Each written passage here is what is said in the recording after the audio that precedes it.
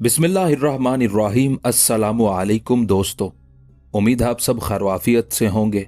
सुल्तान Salahuddin Ayyubi Fatmi खलीफा आजिद ने इंतहाई मजबूरी की हालत में असदुद्दीन शिरको को मिस्र की वजारत उज़्मा सौंपी थी ताकि वो अपने वजीर शावर और सलीबियों के इत्तेहाद से मिस्र की हुकूमत को महफूज रख सके। फिर जब सलाहुद्दीन ने शावर को कत्ल कर दिया और यरूशलेम की फौज वापस चली गई तो खलीफा आजिद ने अपने शाही हकीम बारीतोन से मिलकर असदुद्दीन शिरको का किस्सा इस तरह पाक कर दिया कि किसी को उसकी बदनीयती और साजिश पर कोई शक भी ना हो सका।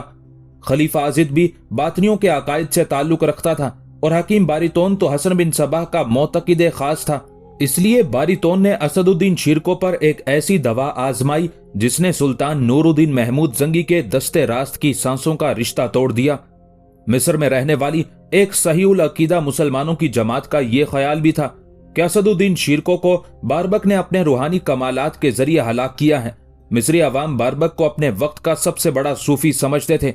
ये एक 70 साला शख्स था, दराज कामत, सुर्खो सफेद लंबी सफेद दाढ़ी, लंबे सफेद बाल और लंबी सफेद अबा, हाथ में फैरोजे की तस्बीह। बारबक की खानका दरियाए नील के किनारे थी। उसके हुजरे की दीवारों का रंग भी सफेद था और फर्श पर सफेद चादरें बिछी हुई थी।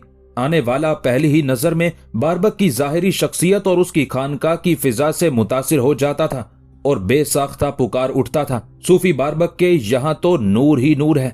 दरअसल बारबक एक इंतहाई खबीस और शैतान सिफत इंसान था। वो अपने अकायद के एतबार से हसन बिन सबाह का मुरीद खास था।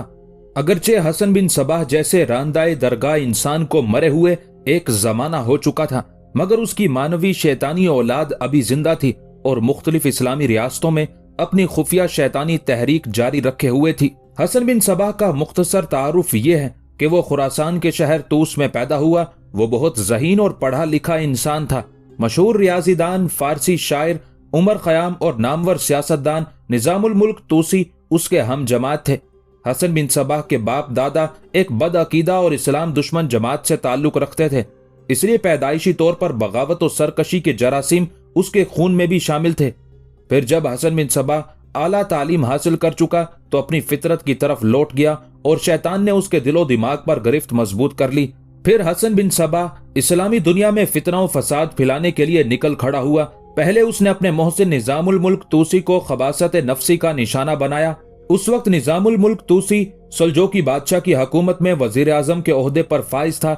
हसन बिन सबाह ने निजामुल मुल्क तूसी को सुल्तान की नजरों में गिराने की कोशिश की, मगर नाकाम रहा। आखिर सल्जोकी बादशाह ने हसन बिन सबाह को अपनी सल्तनत की हदूद से बाहर निकाल दिया। फिर वो बदबातिन और कीना परवर इंसान मिस्र पहुंचा। यहाँ उसने बातनियों के अलग फिरके की बुनियाद रखी। यहाँ उसने अपनी शैतानी ज़हानत से हजारों मुरीद बना लिए। हसन बिन सबाह अपनी कामयाबी की मंजिल के करीब था कि उसकी एक साजिश बेनकाब हो गई और वो रात की तारीकी में मिस्र से निकलकर इस्फहान पहुंच गया। फिर एक दिन उसने अपने हजारों मुरीदों के सामने ऐलान कर दिया कि अल्लाह की तरफ से उसे नबूवत अता की गई है और उस पर रोजाना वही नाजिल होती है। सादा दिल और कमजोर अकीदे के लोग हसन बिन सबाह के कदमों पर झुक गए और उस शैतान को अपना पैगंबर तस्लीम कर लिया। एक बड़ी जमात को ताबे कर लेने के बाद हसन बिन सबाह का फैलाया हुआ शैतानी जाल रोज ब रोज वसी होता चला गया, यहाँ तक कि उसने बड़ी रियाकारी के साथ अल मौत के किले पर कब्जा कर लिया। ये किला पहाड़ की चोटी पर वाक़ था और ऐसे पुरपेच रास्ते से घिरा हुआ था कि वहां उसका कोई दुश्मन आसानी के साथ नहीं पहुंच सकता था। महफूज तरीन जगह पर काबिज हो जाने के बाद हसन बिन सबाह ने आम लोगों को गुमराह करने के लिए जन्नत बनाई। वो हर कीमत पर सुल्तान मलिक शाह और अपने मोहसिन निजामुल मुल्क तूसी का खात्मा कर देना चाहता था ताकि ये दोनों भारी पत्थर रास्ते से हट जाएं और उसके शैतानी मंसूबे की तकमील में कोई रुकावट बाकी ना रहे। ये जन्नत अर्जी उसी मंसूबे की एक बुनियादी कड़ी थी। अलमौत के किले में हसन बिन सबाह ने एक तख्त बनवाया था जिसके पाए जमुर्रद के थे, दोनों दस्ते नीलम के और पिछला हिस्सा याकूत जैसे कीमती पत्थर का था। जब रात में उस तख्त पर कंदीलों और फानूसों की रोशनी पड़कर मुनक्किस होती थी तो देखने वाली आंखों के सामने रोशनियों का एक अजीब सा मंजर होता था। उस चकाचौंध का हवाला देकर हसन बिन सबाह अपने अकीदतमंदों से मुखातिब होता था। यूं समझ लो कि खुदावंद आलम का नूर तुम पर साया फिगन है। अगर तुम मेरे अहकाम पर अमल करोगे तो ये नूर हर वक्त तुम्हारे साथ साथ रहेगा और तुम्हें अपने घरों में भी नजर आएगा। हसन बिन सबाह को फने तकरीर में कमाल हासिल था। जब वो अपने मोताकिदीन से खिताब करता तो वो लोग उसके लहजे से मुतासिर होकर इस तरह झुक जाते कि उनके सर जमीन को छूने लगते। फिर उनकी जबानों से बे इख्तियार ये कलिमात जारी हो जाते, बेशक आप हमारे पैगंबर हैं, हमें सीधा रास्ता दिखाइए और उस रोशनी की तरफ ले जाइए जो कभी खत्म ना हो। हमें सकूनो सलामती अता कीजिए और दोज़ख की भड़कती हुई आग से निजात दीजिए। अपनी जमात को ये यकीन दिलाने के बाद कि वो खुदा का भेजा हुआ पैगंबर है, हसन बिन सबा के शैतानी दिमाग ने एक और मंसूबा तराशा।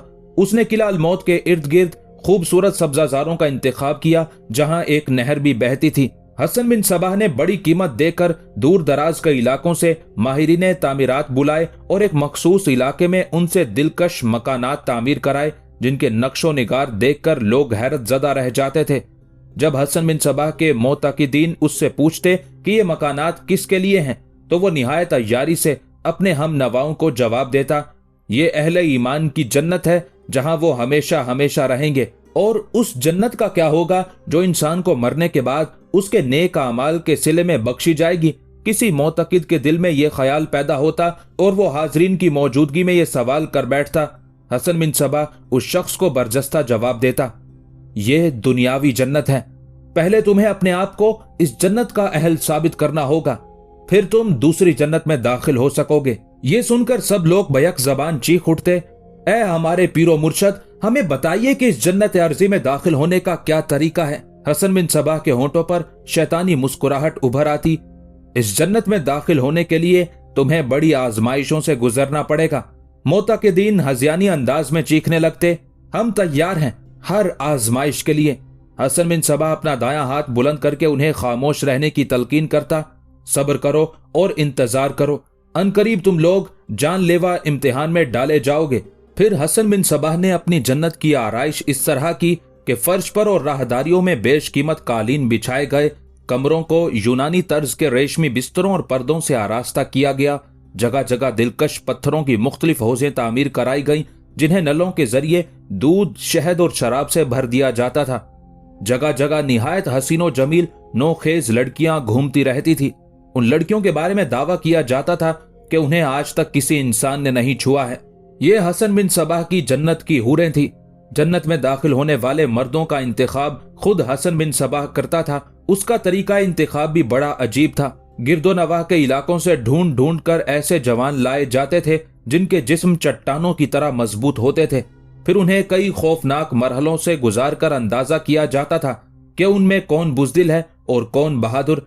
फिर बुज़दिल लोगों को इम्तिहान से खारिज करके किले से बाहर निकाल दिया जाता था। उसके बाद मुंतखब बहादुरों को जन्नत में दाखिल कर दिया जाता था। हसन बिन सबाह के मोतबर और मुसल्ला सिपाही उन बहादुरों को जन्नत की सैर कराते, फिर उन्हें हूरों के सपुर्द कर दिया जाता।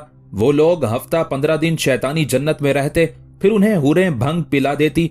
जब वो मस्तो बेखुद हो जाते तो मुसल्ला सिपाही उन्हें उठाकर ले जाते और हसन बिन सबाह के खसूसी कमरे में पहुंचा देते जहां उस खबीस के बकौल उस पर वही नाजिल होती थी।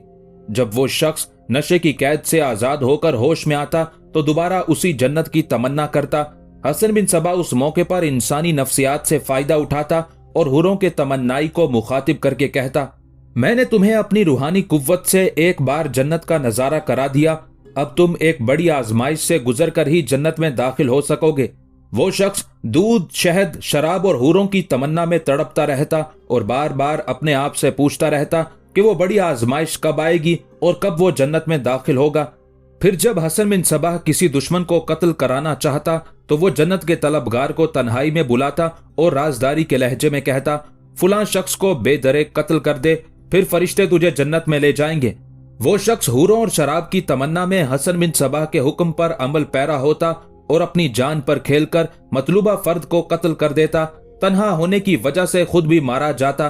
फिर जब हसन बिन सबाह को खबर दी जाती कि दुश्मन के साथ वो तलबगारे जन्नत भी मारा गया तो वो शैतान अपनी कामयाबी पर मुस्कुराते हुए कहता, मेरा दुश्मन जहन्नम रसीद हुआ और मेरा फिदाई जन्नत आला में पहुंच गया।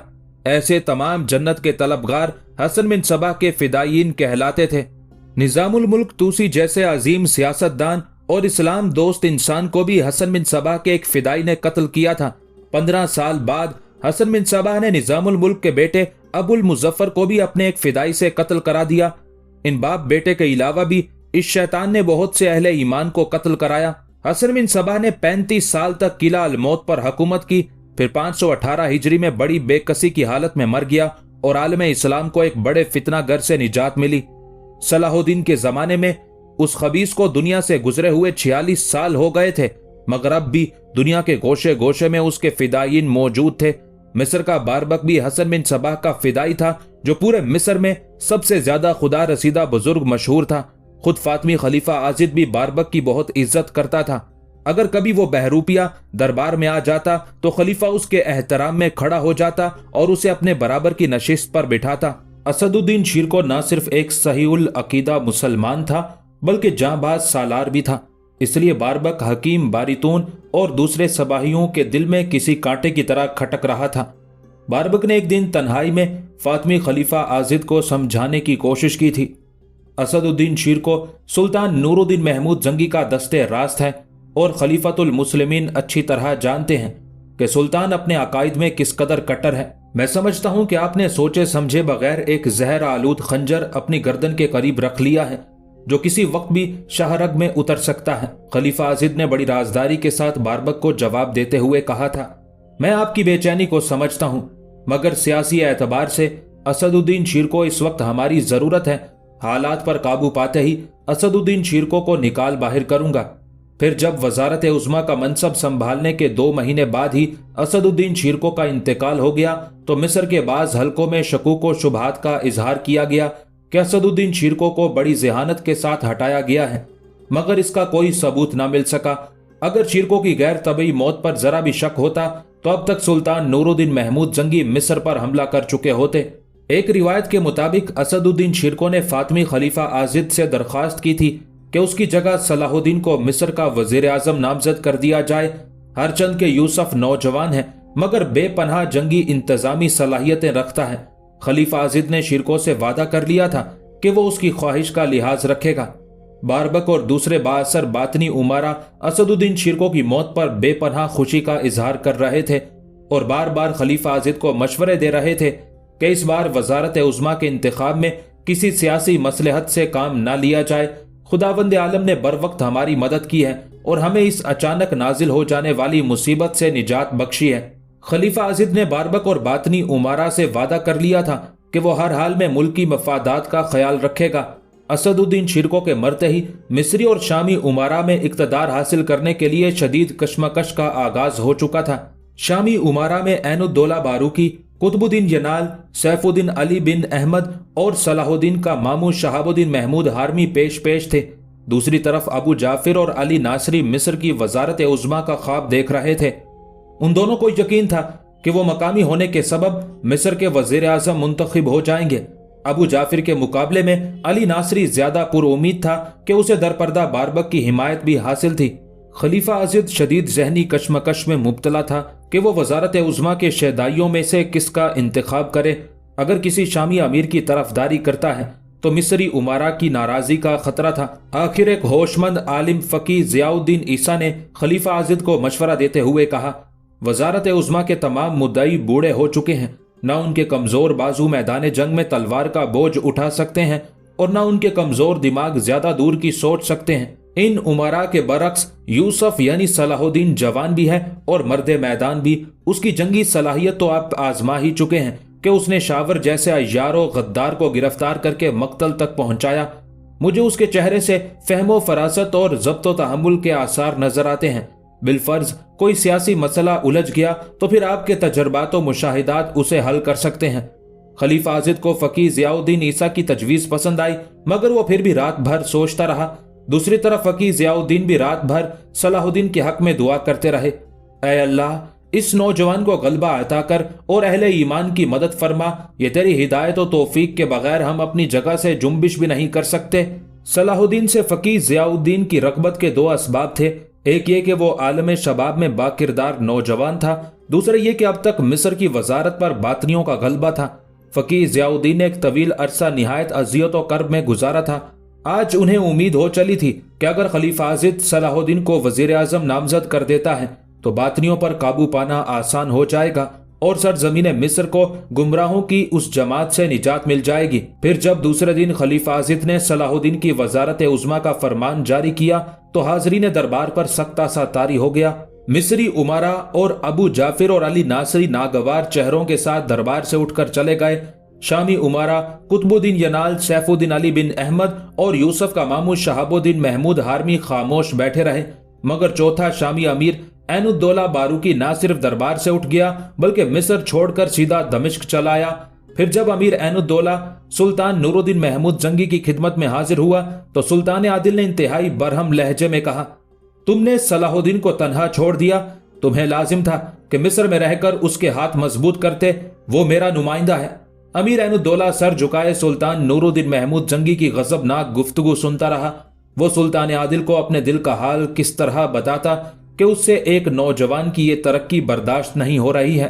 खलीफा आजिद ने सलाहुद्दीन को तोहफे में एक शमशीर जवाहिरदार पेश की जिसकी कीमत 5000 दिनार थी। दीगर तहाइफ में 10,000 दिनार का एक नायाब हार और जर्द रंग का एक इंतहाई तेज रफ्तार घोड़ा, सोने के तारों से बना हुआ एक जुब्बा और अमामा शामिल था। फिर जब ये खबर हल पहुंची तो शारिया की खुशी का कोई ठिकाना नहीं रहा था। उसने तवील सजदाए शुक्र अदा किया, फिर दुआ के लिए अपने हाथ बारगाह इलाही में दराज कर दिए। ऐ बारी ताला, तेरे लामहदूद खजानों में जितनी नेमतें और इज्जतें हैं वो सब मेरे यूसुफ को बख्श दे। उसे दुश्मनों की नजर बद और फितना अंगेजियों से महफूज रख। अगर उसे कोई जिस्मानी अजियत या बीमारी पहुंचने वाली है तो वह मुझ पर गुजार दे। ये दुआ मांगकर शारिया उदास हो गई। हल्ब और मिस्र के दरमियान बहुत फासला हायल था। अब तो शायद ही उसे कभी देख सकूं। शारिया ने खुद कलामी के अंदाज में कहा, मगर ये तो खुद गर्जी है। शारिया ने खुद ही अपने सवाल का जवाब देते हुए कहा, जब वो हल्ब में रहेगा तो फिर मिस्र की वजारत का इंतजाम किस तरह संभालेगा। अचानक शारिया के जहन ने एक नई करवट ली। अगर यूसुफ मिस्र से यहां नहीं आ सकता तो मैं खुद वहां जा सकती हूं। उस ख्याल के साथ ही शारिया के दिलो दिमाग में एक बर्क सी लहराई और जर्द चेहरा चंद लम्हों के लिए सुर्ख हो गया। फिर कुछ देर बाद वो बर्क बुझ गई जिसने शारिया के दिलो दिमाग को रोशन कर दिया था। एक बार फिर चारों तरफ मायूसियों का अंधेरा फैल गया और वो अपने आप को मुखातिब करके कहने लगी, शारिया, तू अव्वल व आखिर कनीज है। मिस्र के वजीर आजम की तमन्ना कैसे कर सकती है? लोग पागल कहेंगे। उस ख्याल के साथ ही शारिया के सीने के सारे जख्म छिल गए थे और उनसे खून रिसने लगा था। शारिया ने घबराकर अपने हुजरे की छत की तरफ देखा जैसे वो आसमान की तरफ देख रही हो। फिर उसके होंठ लरजने लगे और आंखें अश्क बरसाने लगी। ऐ अल्लाह, मैं तुझी को पुकारती हूं कि तेरे सिवा मेरा कोई मददगार नहीं। दुनिया की मोहब्बत को मेरे दिल से निकाल दे कि इसके होते हुए मैं तेरे पास कैसे आ सकती हूँ। मुझे अपनी इस मुनाफकत से शर्म आती है। मैं अपने उस्ताद को छोड़कर मिस्र जाना चाहती हूँ। ये कैसी खुदगर्जी है। मेरे अल्लाह, मुझे माफ फरमा दे।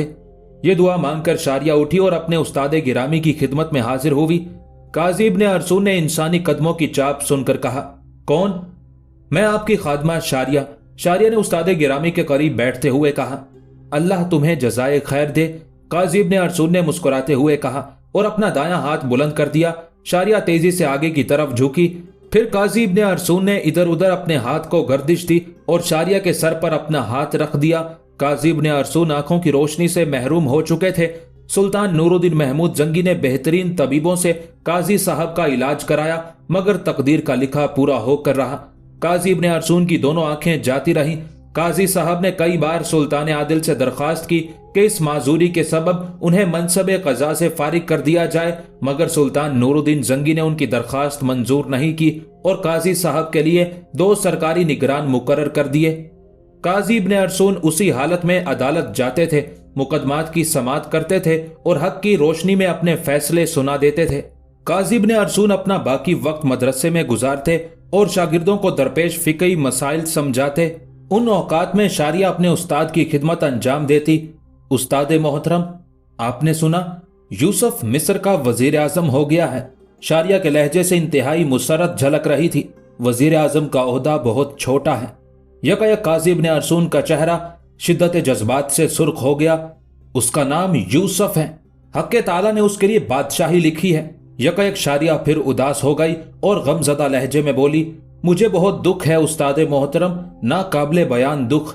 काजी इब्ने अरसून घबरा गए। किस बात का दुख मेरी बेटी? जब यूसुफ आएगा तो आप उसे कैसे देखेंगे? शारिया रुक रुक कर बोल रही थी।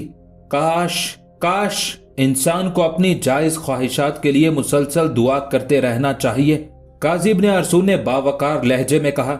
फिर जब उसकी दुआ के खिलाफ आसमानी फैसला जाहिर हो जाए तो इंसान को सब्र और शुक्र से काम लेना चाहिए। मशीयत इलाही यही थी कि मैं आंखों से महरूम हो जाऊं।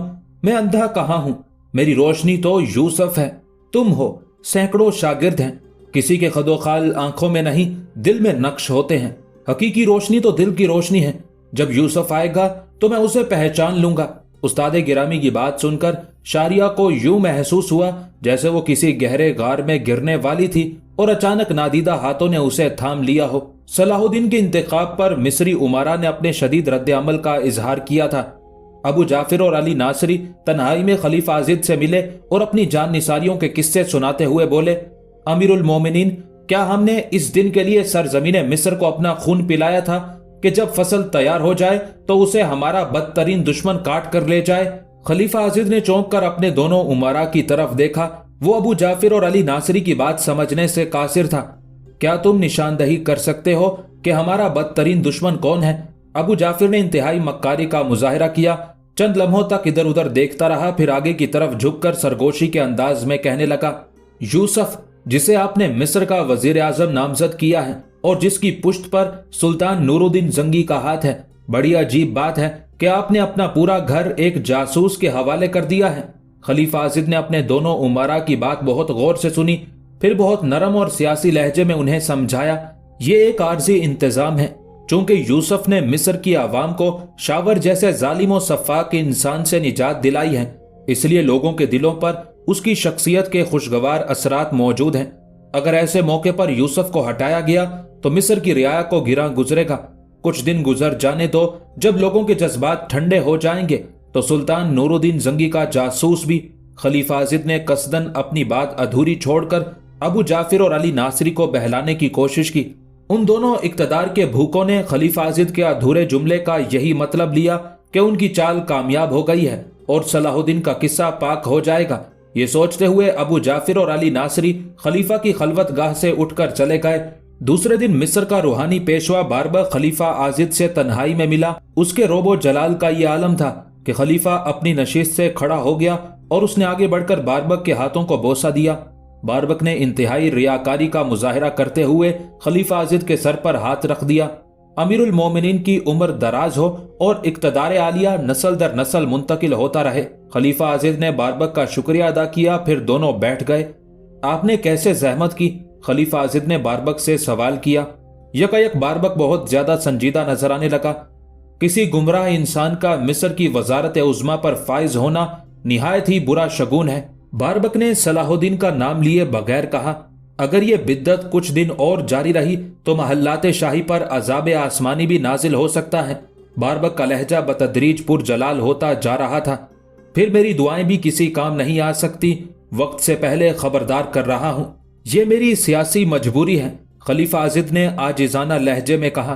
कैसी मजबूरी?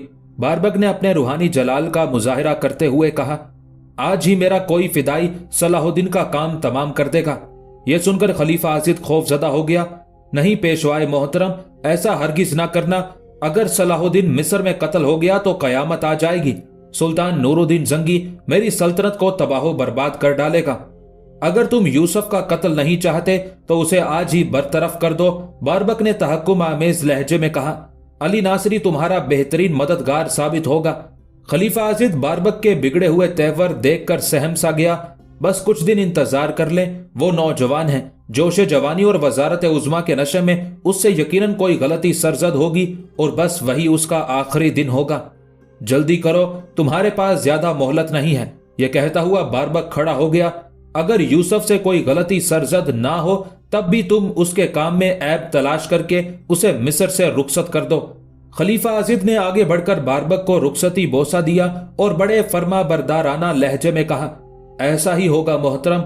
जब बारबक खलीफा की खलवतगाह से निकलकर चला गया तो आजिद ने खुद कलामी के अंदाज में कहा, पहले मैं तुम लोगों का इंतजाम करूंगा, फिर यूसुफ की बारी आएगी। یہ کہتے کہتے خلیفہ آزد کا چہرہ غصے سے سرخ ہو گیا تھا۔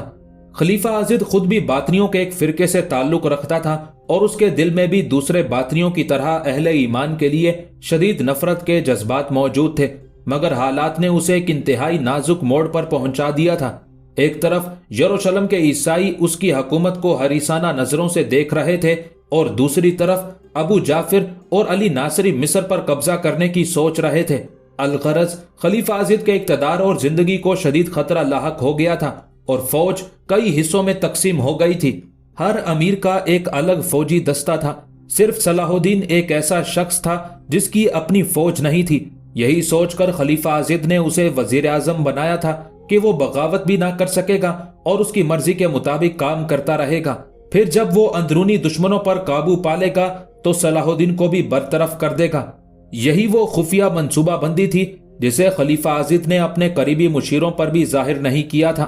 پورا مصر اندرونی سازشوں کا مرکز بنا ہوا تھا۔ اسی نازک فضا میں فقیہ ضیاء الدین عیسیٰ قصر وزارت پہنچ کر صلاح الدین سے ملے۔ یوسف اس راز سے باخبر تھا کہ فقیہ ضیاء الدین عیسیٰ ہی نے اپنی دانش مندی سے اس کی وزارت عظمیٰ کے لیے راہ ہموار کی تھی، اس لیے وہ اس نامور عالم کی دل سے بہت قدر کرتا تھا۔ پھر جب صلاح الدین کو ضیاء الدین عیسیٰ کی آمد کی خبر دی گئی تو وہ ان کے استقبال کے لیے قصر وزارت کے دروازے تک آیا اور بڑی عقیدت و احترام کا مظاہرہ کیا۔ پھر فقیہ ضیاء الدین عیسیٰ نے مکمل تنہائی میں صلاح الدین سے کہا، نوجوان، میں نے تمہاری حمایت اس لیے کی تھی کہ مجھے تمہارے روشن چہرے پر مومنانہ فراست کے آثار نظر آتے ہیں۔ حق تعالی میری اس خوش گمانی کو برقرار رکھے۔ میں آپ کا بے حد شکر گزار ہوں۔ اللہ تعالیٰ مجھے ہدایت و توفیق بخشے کہ کوئی اہل ایمان میری طرف سے بدگمان نہ ہو۔ میرے عزیز، تمہیں معلوم ہے کہ مصر میں اہل ایمان کی کیا حالت ہے۔ یہ کہتے کہتے فقیہ ضیاء الدین کی آنکھوں میں آنسو آ گئے۔ یہاں جو حق کے نام لیوا ہیں ان پر عرصہ حیات تنگ کر دیا گیا ہے، وہ اپنے گھروں میں منہ چھپائے پڑے ہیں اور گمراہوں کی مختلف جماعتیں مذہب کی قبا پہن کر دین حنیف پر برسوں سے مشق ستم کر رہی ہیں۔ ان جادوگروں نے اپنی شعبدہ بازیوں سے مذہب کو ایک تماشا بنا ڈالا ہے اور ملت اسلامیہ کے اتحاد کی دھجیاں اڑا دی ہیں۔ زمانے گزر گئے کہ یہاں کی فضاؤں میں شدید حبس کا عالم ہے، اہل ایمان کا دم گھٹا جاتا ہے مگر نہ کوئی ٹھنڈی ہوا کا جھونکا آتا ہے اور نہ بارش ہوتی ہے۔ اس سے پہلے کہ تمام کلمہ گو پیاسے مر جائیں تم منافقت کے اس صحرا پر ابر کرم بن کر برس جاؤ، ورنہ اللہ بے نیاز ہے، وہ تمہاری جگہ کسی اور کو لے آئے گا۔ فقیہ ضیاء الدین کے بہتے ہوئے آنسوؤں اور پردرد لہجے نے صلاح الدین کو بھی رلا دیا۔ پھر فقیہ ضیاء الدین عیسیٰ جانے کے لیے کھڑے ہو گئے۔ رخصت ہوتے وقت مصر کے مشہور عالم نے یوسف کو گلے لگا لیا اور اس کے ماتھے کو بوسہ دیتے ہوئے کہا، یہاں اپنے دل کا راز کسی سے نہ کہنا اور گرد و پیش پر گہری نظر رکھنا۔ اللہ تمہارا حامی و ناصر ہو۔ ناصر کے لفظ پر صلاح الدین چونک اٹھا۔ خلیفہ آزد نے اسے وزارت عظمیٰ کا منصب دیتے ہوئے الملک الناصر کا خطاب بھی دیا تھا۔ فقیہ ضیاء الدین عیسیٰ کے جانے کے بعد صلاح الدین کی زبان پر بے اختیار یہ کلمات جاری ہو گئے، اے اللہ، میں تیری بخشی ہوئی نصرت پر یقین رکھتا ہوں۔ تو مجھے اپنے غمزدہ بندوں کی خدمت کا موقع عطا فرما اور مجھے اس اجنبی دیار میں بے یار و مددگار نہ چھوڑ کہ ہم عاجز بندوں کا تیرے سوا کوئی سہارا نہیں۔ دوسرے دن صلاح الدین عالم اسلام کے مایہ ناز فقیہ اور محدث حضرت امام شافعی رحمۃ اللہ علیہ کے مزار مبارک پر حاضر ہوا۔ حضرت امام شافعی رحمۃ اللہ علیہ کا روضہ مبارک قاہرہ میں ہے۔ کچھ دن پہلے صلاح الدین نے اسی علاقے سے شاور جیسے غدار ملت کو گرفتار کر کے اسے عبرتناک انجام تک پہنچایا تھا۔ یوسف بہت دیر تک حضرت امام شافعی رحمۃ اللہ علیہ کے لیے ایصال ثواب کرتا رہا۔ پھر اس نے یوں دعا مانگی، اے اللہ، میں تجھ سے تیرے بے پناہ فضل و کرم کا سوال کرتا ہوں، اگر میں ان فتنہ گروں پر قابو پانے میں کامیاب ہو گیا تو گمراہوں کی اس سرزمین پر تیرا حقیقی دین نافذ کر کے چھوڑوں گا۔ فقیہ ضیاء الدین عیسیٰ سے ملاقات کے بعد صلاح الدین ایک عجیب ذہنی انقلاب سے دوچار ہو گیا تھا۔ اب تک وہ سلطان نور الدین زنگی اور اسد الدین شیر کو مرحوم کے ساتھ صلیبیوں سے جنگ کرتا رہا تھا جو اسلام کے کھلے ہوئے دشمن تھے، مگر فقیہ ضیاء الدین عیسیٰ نے ایک ہی ملاقات میں صلاح الدین کو یہ نکتہ سمجھا دیا تھا، بیرونی کے مقابلے میں اندرونی دشمن زیادہ خطرناک ہوتے ہیں۔ जब तक घर में छुपे हुए कज़ाकों का कला कमा नहीं किया जाएगा उस वक्त तक मिल्लत इस्लामिया का इस्तेहकाम मुमकिन नहीं। सलाहुद्दीन ने फ़कीह ज़ियाउद्दीन की ये बात अपने जहन की गहराइयों में उतार ली थी और फिर वो हज़रत इमाम शाफ़ी रहमतुल्लाह अलैह के मज़ार पर हाजिर होकर अपने अल्लाह से एक अहद भी कराया था। वाज़ेह रहे कि मिस्र में हज़रत इमाम शाफ़ी रहमतुल्लाह अलैह के मसलक पर अमल करने वालों की अक्सरियत थी, मगर बातनियों ने बरसरे इक़्तिदार आकर चारों मसलकों के मानने वालों को शदीद नुकसान पहुंचाया था। फिर उसी रात सलाहुद्दीन ने एक अजीब ख्वाब देखा।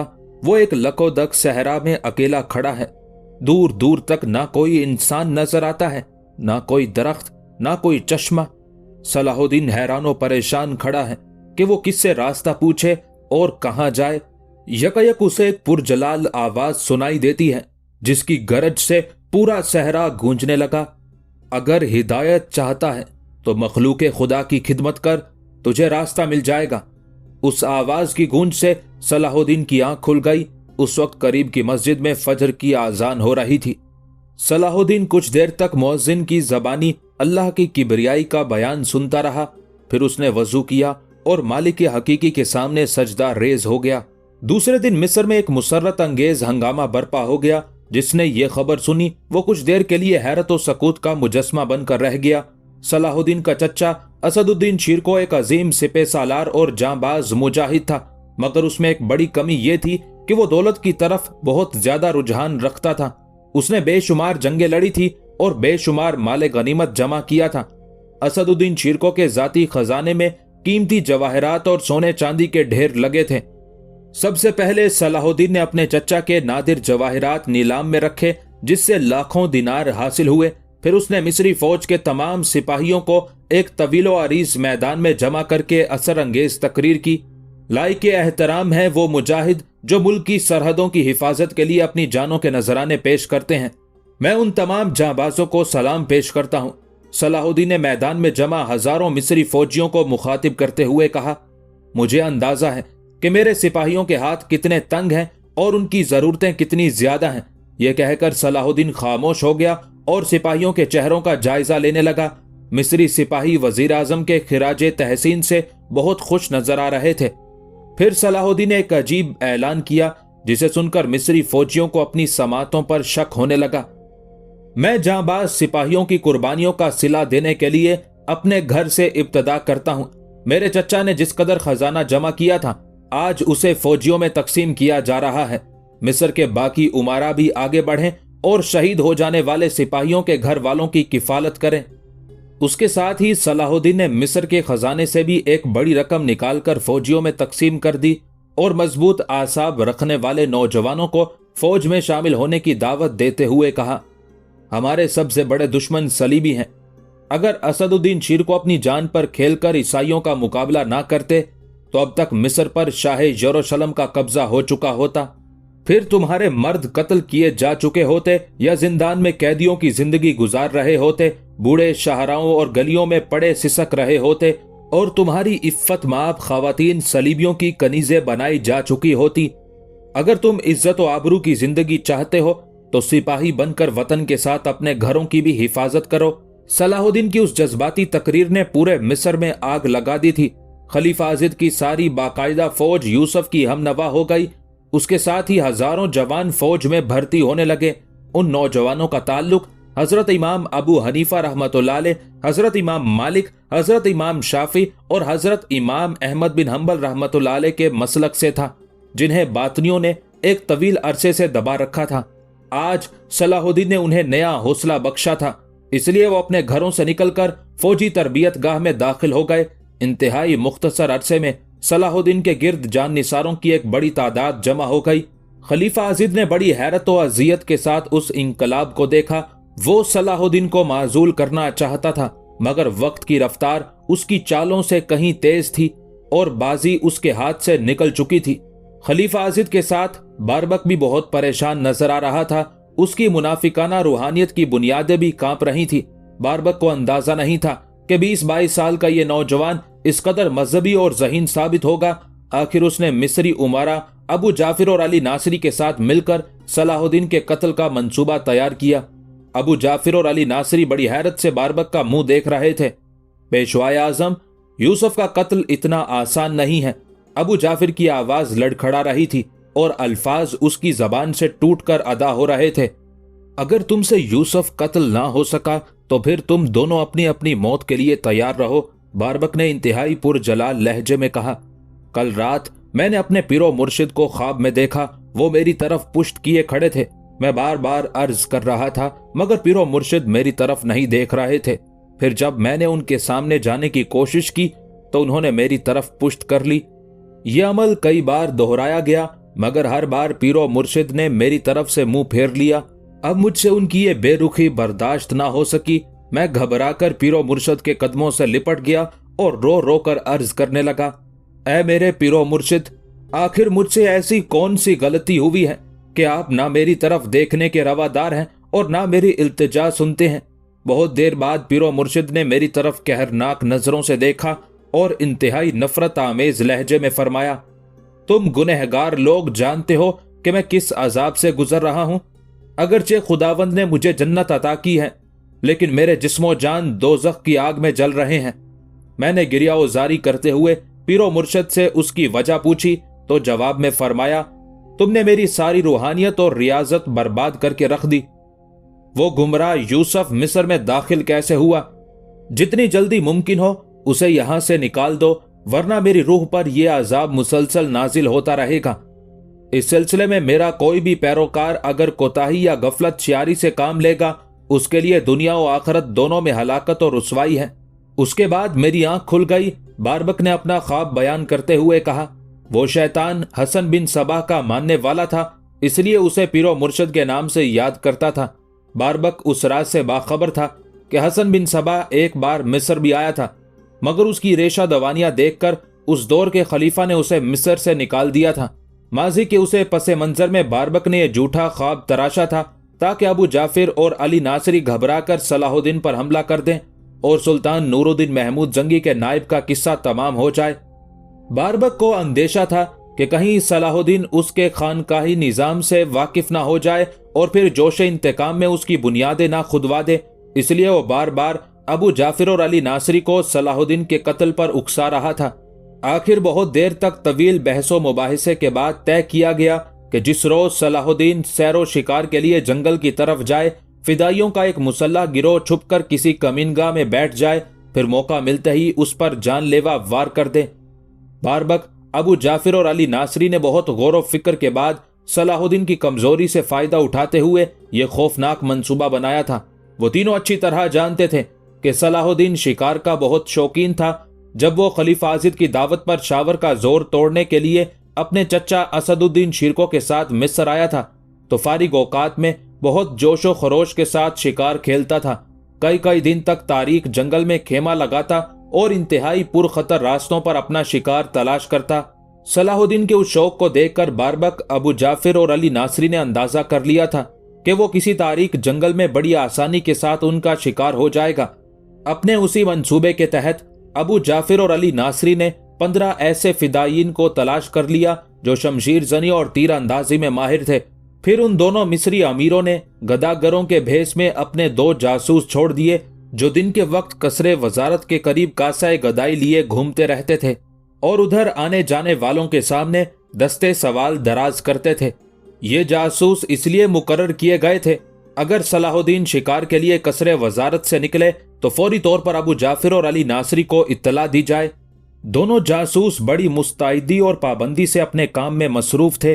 उनका ख्याल था कि वो बहुत जल्द अपने मकसद में कामयाब हो जाएंगे, मगर उन दोनों को यह नहीं मालूम था कि वजारत उज़्मा का मनसब संभालने के बाद सलाहुद्दीन ने शिकार का शौक बिल्कुल तर्क कर दिया था। कभी कोई दोस्त गुज़िश्ता बातें याद दिलाता तो सलाहुद्दीन बहुत संजीदा लहजे में कहता, ये सारी बचपन की आदतें थी, अब मैं बूढ़ा हो गया हूं। दोस्त बेतकल्लुफाना अंदाज में कहता, अभी तो तुम्हारी जवानी भी शुरू नहीं हुई है और तुम ज़ईफ़ी की बातें कर रहे हो। उस वक्त सलाहुद्दीन की उम्र 20 और 22 साल के दरमियान थी। तुम्हें क्या मालूम कि मुझ पर बंदगाने खुदा की कितनी जिम्मेदारियां हैं। सलाहुद्दीन के लहजे की संजीदगी कुछ और नुमायां हो जाती। उस बोझ को उठाते उठाते मेरे कांधे शल हुए जाते हैं और कमर टूटी जाती है। हर वक्त डरता रहता हूं कि कहीं किसी की हक तलफी ना हो जाए और मैं उसके अजाब में पकड़ लिया जाऊं। खलीफा आजिद एक रंगीन मिजाज इंसान था। वो शराब भी पीता था और रक्सो सरूर की महफिलें भी सजाता था, जिनमें मिस्र के उमारा और दीगर मुअज़्ज़ज़ीन बड़े ज़ौक़ शौक से शरीक होते थे। खलीफा आजिद ने कई बार सलाहुद्दीन को बज़्म कैफ़ो निशात में शरीक होने की दावत दी थी, मगर सलाहुद्दीन ने बड़ी ज़िहानत के साथ ये कहते हुए माजरत कर ली थी, खलीफाए मोहतरम, ये मेरा मिजाज भी नहीं और फिर मेरे फराइज मुझे इस तफरीह की इजाज़त भी नहीं देते। सलाहुद्दीन का इनकार सुनकर खलीफा आजिद दिल ही दिल में पेचोताब खाता रहता, मगर जबान से कुछ नहीं कहता था। दरअसल ये खलीफा की एक इंतहाई खतरनाक चाल थी। वो सलाहुद्दीन को शराब का आदी बनाना चाहता था ताकि ये सालेह नौजवान जल्द अज जल्द तबाह हो जाए। यूसुफ की एहतियात का ये हाल था कि वो खलीफा की दावत मशरूब ताम में भी बहुत कम शरीक होता था, और ये सारी एहतियातें इसलिए थी कि जैसे ही यूसुफ ने वजारत उज़्मा का मनसब संभाला था, उसके चंद रोज बाद ही दमिश्क से सुल्तान नूरुद्दीन जंगी का एक मोतमद कासिद मिस्र पहुंचा था, और फिर उसने तन्हाई में सुल्तान आदिल का एक खत सलाहुद्दीन के हवाले किया था। उस खत में मुंदरजा झैल इबारत दर्ज थी, सलाहुद्दीन, तुम पर अल्लाह की सलामती हो। यह बहुत ही अजीब बात है कि मैं एक ही वक्त में दो मुतजाद कैफियत से दो चार हूं। एक तरफ मुझे तुम्हारे चचा असदुद्दीन शिरको की मौत का बेपनाह गम है, और दूसरी तरफ तुम्हारे वजीर आजम बनने की बेअंदाजा मुसर्रत। अब तुम बहुत गौर से मेरी कुछ बातें सुनो और उन पर पूरा पूरा अमल करो। अगर तुमने इस सिलसिले में जरा भी कोताही से काम लिया तो तुम्हारी जात को शदीद नुकसान पहुंचने का अंदेशा है, और याद रखो, तुम्हारा नुकसान मेरा नुकसान है। आज तुम पर यह हकीकत और सच्चाई पूरी तरह वाज़े हो जाना चाहिए कि तुम मिस्र की सरजमीन पर मेरे नुमाइंदा एक खास हो। मैं दुनियावी इक्तदार का मुनकिर नहीं हूं, मगर मैं इस मादी ताकत को अपने मकसद तक पहुंचने का एक खास जरिया समझता हूं, और मेरा एक ही मकसद है कि मिल्लत इस्लामिया को ईसाइयों और यहूदियों की योरिशों से महफूज कर दूं। फिर वो वक्त भी आए कि मुझे बैतुल मुकद्दस में दाखिल होने की सादत हासिल हो सके। मैंने जिंदगी भर एक ही ख्वाब देखा है, और अब यूं महसूस होता है कि जैसे उस ख्वाब की ताबीर मिलने का वक्त करीब आ पहुंचा है। बैतुल मुकद्दस तक पहुंचने का एक ही रास्ता है कि मिस्र पर हमारी गिरफ्त मुकम्मल हो जाए। मुझे यकीन है कि तुम इस कार्य अजीम को अंजाम देने के लिए अपनी उम्र अजीज का एक लम्हा भी बर्बाद नहीं करोगे। यकीनन तुम बेहतरीन शाहसवार हो और चौगान के अजीम खिलाड़ी, मगर अब ये खेल तुम्हारे लिए मुनासिब नहीं। तुम्हारे इस शौक से कोई भी दुश्मन फायदा उठा सकता है। खलीफा आजिद और दीगर मिस्री वुज़रा को कभी अपना दोस्त न समझना कि इन लोगों ने तुम्हें बड़े जबर के आलम में कबूल किया है। आम तमाशों और तफरीहों में कभी शिरकत ना करना, और आखिरी हिदायत यह है कि अपने मुहाफिज दस्ते में शामिल किए जाने वाले अफराद की खूब छानबीन कर लेना, कहीं बद अकीदा लोग नकाबे पहनकर करीब ना आ जाएं। अल्लाह तुम्हारा निगहबान हो कि अहले ईमान के लिए बस उसका सहारा काफी है। सुल्तान नूरुद्दीन महमूद जंगी का खत पढ़कर सलाहुद्दीन की आंखों में आंसू आ गए। सुल्तान आदिल की उन हिदायत के बाद सलाहुद्दीन ने अपने गिर्द मिस्र के उन सहीउल अकीदा नौजवानों को जमा कर लिया था जो एक तवील अरसे तक बातनियों के जबरो तशद्दुद का शिकार रहे थे। उन नौजवानों ने बड़ी तेजी के साथ फौजी तरबियत हासिल की थी और हर वक्त साए की तरह सलाहुद्दीन के साथ रहते थे। बारबक, अबू जाफिर और अली नासरी के जासूस फकीरों के भेस में कई हफ्तों तक कसरे वजारत के चक्कर लगाते रहे, मगर सलाहुद्दीन एक दिन भी शिकार के इरादे से बाहर नहीं निकला। वो जब भी बाहर आया तो अपने फौजी दस्ते के साथ किसी इलाके का दौरा करने के लिए। बिलाखिर बारबक का यह मंसूबा नाकाम हो गया। मिस्र के इंतजामी अमूर पर सलाहुद्दीन की गिरफ्त मजबूत होती जा रही थी। उसके साथ ही खलीफा आजिद की परेशानियों में भी इजाफा होता जा रहा था, और उन परेशानियों का बुनियादी सबब सलाहुद्दीन के हैरतनाक इकदामात थे। एक दिन सलाहुद्दीन ने कसरे खिलाफत पर मुतय्यन फौजी दस्ते को तब्दील कर दिया। यह खलीफा आजिद के पुराने नमक खार सिपाही थे जो हर वक्त उसकी हिफाजत के लिए महल में मौजूद रहते थे। मिस्र के हुक्मरान ने सलाहुद्दीन के उस इकदाम पर सख्त बरहमी का इजहार किया और उसे तन्हाई में तलब करके गजबनाक लहजे में कहा, तुम्हें यह हक किसने दिया कि तुम मेरे जाती हिफाजती दस्ते को तब्दील कर दो? मैं ये सब कुछ आप ही के हुक्म से कर रहा हूँ। सलाहुद्दीन ने खलीफा की बरहमी को नजरअंदाज करते हुए इंतहाई पुरसकून लहजे में कहा, तुम झूठ बोलते हो। खलीफा आजिद के चेहरे पर शदीद नागवारी का रंग उभर आया था और उसकी आवाज हद से ज्यादा ऊंची हो गई थी। मोहतरम चचा असदुद्दीन शिरको की वफात के बाद मेरे और आपके दरमियान एक मुआहिदा हुआ था। सलाहुद्दीन ने एक एक लफ्ज पर जोर देते हुए बावकार लहजे में कहा, और वो मुआहिदा ये था کہ میں اقتدار کے ساتھ آپ کی جان کی حفاظت بھی کروں گا۔ میں اسی معاہدے کے تحت اپنا فرض انجام دے رہا ہوں۔ یہ کیسی فرض کی بجا آوری ہے کہ تم میرے معتبر محافظوں کو مجھ سے دور کر رہے ہو۔ خلیفہ عازد کا لہجہ بدستور غضبناک تھا۔ جن محافظوں کو آپ اپنا وفادار سمجھ رہے ہیں وہ دراصل غدار شاور کے آدمی ہیں، صلاح الدین نے پر یقین لہجے میں کہا۔ یہ سن کر چند لمحوں کے لیے خلیفہ عازد کا سارا غصہ کافور ہو گیا اور اس کے چہرے پر خوف و دہشت کی پرچھائیاں لرزنے لگی۔ پھر اس نے بڑی مشکل سے اپنے آپ پر قابو پایا اور کسی قدر لرزتے ہوئے لہجے میں کہا، تم یہ دعویٰ کس طرح کر سکتے ہو؟ صلاح الدین نے فوراً ہی امیر عز الدین کو اس مخصوص کمرے میں طلب کر لیا جہاں یہ تلخ اور ناگوار گفتگو ہو رہی تھی۔ امیر عز الدین کمرے میں داخل ہوا اور خلیفہ عازد کو سلام کر کے کھڑا ہو گیا۔ امیر عز الدین، تم خلیفۃ المسلمین کو بتاؤ کہ شاور نے قتل ہونے سے پہلے کیا کہا تھا؟